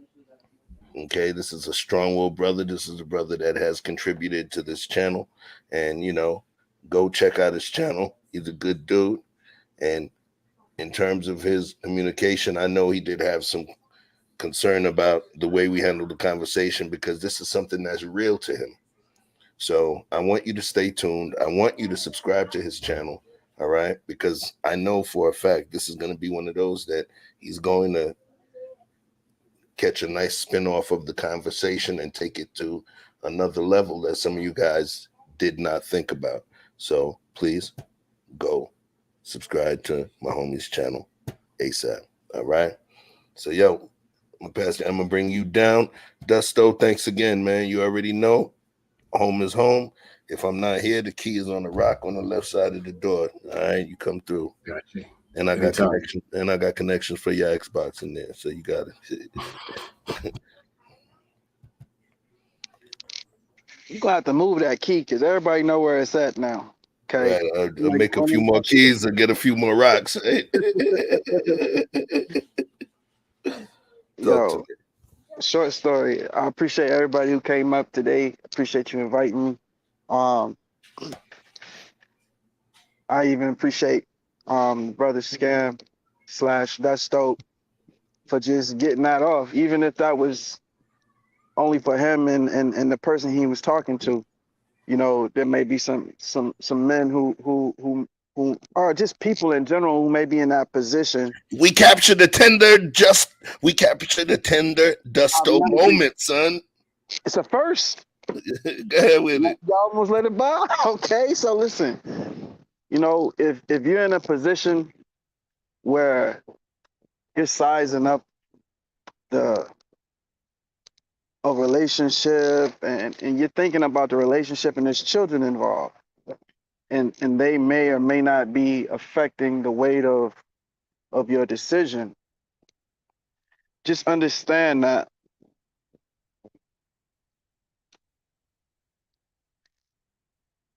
if you know you're not a good dude, let that woman go on about her business. If you're not interested in being a father, let that woman go on about her business. But if you're having an impact on those children already, you're already tied to them and they're already tied to you, and your presence is a benefit in any way, even if you and that woman don't work out, maintain that relationship with those children. At the very least, keep those lines of communication open. My stepfather and my mother, even though they were never married, I consider him my stepfather. We adopted him, you know what I'm saying? And long after him and my mother were done, we lived together and everything. I still got love for that man to the day. And he wasn't like some superhero as they describe it, not in a typical sense like this stand up honorable, I do everything by the book. He had a little dirt on him, you know what I'm saying? He did things a little unorthodox, but he was a real man, and he showed real love and real concern for us. And for that, in our time of need, he'll never be forgotten. And you don't have any idea how much your words or your influence mean to a child, even if you can't be around forever. So for all the men out there that have influence in children's lives, keep doing it and do it better every day. Every day you get better, try to make them a little better. Everybody can't be a father, but anybody can be a mentor. And reach out and touch the people that are in your love periphery. Peace to Chef and the Chef Initials. Hey, peace to everybody. Much love out there. Stick the trees. I'm out, yo. Holler. Hold it down, big dog. Catch you in the back. Yo. Pause. Quote for this stream. Vic said it himself. I never heard this before. Victor Free's music said, if you're going to be the guy that leaves, then leave early.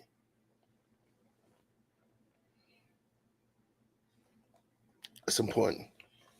You see where it says, don't be a father to your kids at the top of the screen? That's for you. I require things, or I would hope for things from certain types of people. For the F ninjas out there, for the dudes that have nothing positive to deliver to your children or to deliver to any children, please don't be a father to your kids. Find yourself. And as soon as that label, as soon as you don't assimilate that label to your own personal essence, then you could think about it. But if you, when I call F ninjas out there and terrible men out there, if you assign that label to yourself, do that work.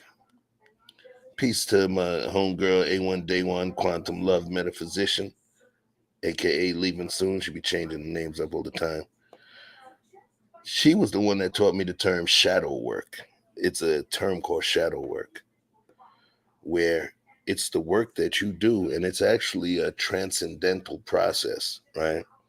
In terms of understanding your strengths, your weaknesses, your inherent Achilles heels, your hang-ups, your habitual behavior, both positive and negative, and the impacts that they have on you and your love periphery and the ecosystem.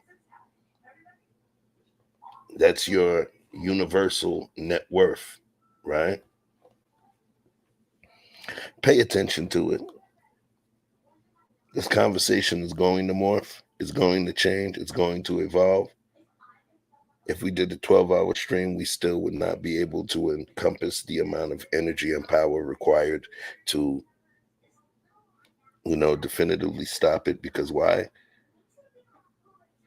This is a perpetual or cumulative process, which means it's going to continue to have to grow and be tweaked. All right.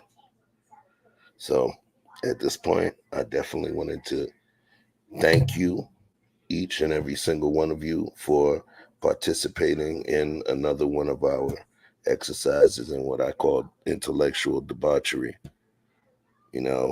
You may not see a lot of streams coming from us, but just know the ones that come through, we put some work in, and we wanted to make sure that we sent you away with something, even if it's thinking a little bit differently. So we started off a little softly when we came in with the Truth and Balance music. You get what I'm saying? So normally what I like to do is send people out of this magical club with a little, send y'all out on a magical carpet, a magical flying carpet that has a big ass V in the middle of it. Anybody know what that is? I don't know. We got some new folks in here. There's a certain thing that we do is we send our folks that are in the show, that are in the chat, that are in the room. We send y'all out on a magical red carpet. You know what that is called? Wait. Did you have some final words, Robbie? I did. Come with it. Come with it. Come with it. Justo, you are such a sweetheart. I thank you for sharing today. That gave me a whole different perspective on you. Oh my gosh, that was very heartwarming. You moved my spirit with that.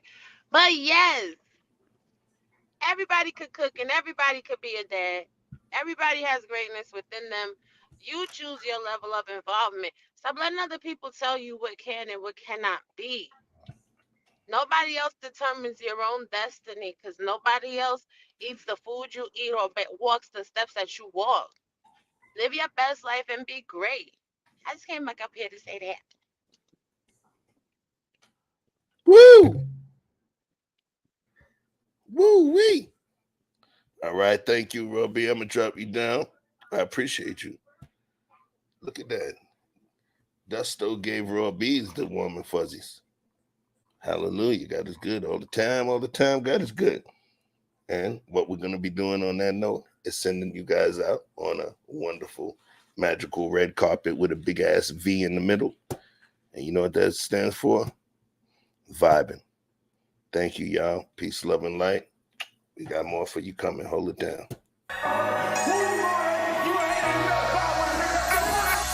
Club phone jump, it's the weekend. Julian coming through with the big friends. Hitting on doors, that's a defense. Rolling with others, that offense. It me change, you let me peach. With a bull shaking to my maybe drop pins. Today on buy and I say, today on buy you the kid play.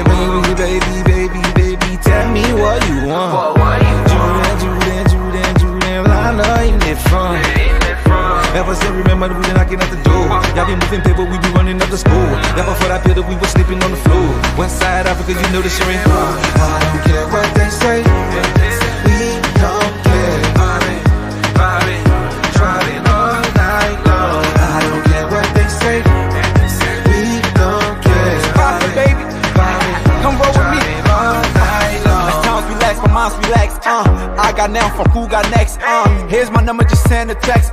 You got a man and she responds, nah. Okay, showing up. I'ma let you go, don't wanna hold you up. I'ma call your phone when I'm putting up. Whoever let you go must be them as far. Wait far. Girl, you so fine, I pay for. Fly you first class to LA for. Body so blessed, I pray for. Body so blessed, I pray for. Because I don't care what you say. I don't care what they say. We don't care. Vibing, driving all night long. I don't care what they say. We don't care. Vibing, driving all night long. My nigga, I killed it. Night long. That's the part where you get your girl, nigga. Make sure she focused, nigga. Make sure you focus, nigga. Let's go. 1, 2, 3, hit it. I don't care what they say. We don't care. Vibing, driving all night long. I don't care what they say. We don't care. Vibing, driving all night long. I don't care what they say. We don't care. Vibing, driving all night long. I don't care what they say. That's a hit for your ass, nigga. Hit for your ass, nigga. Profit the. Stay tuned for some more Daytime Chef. Hold it down. Peace, love, and light.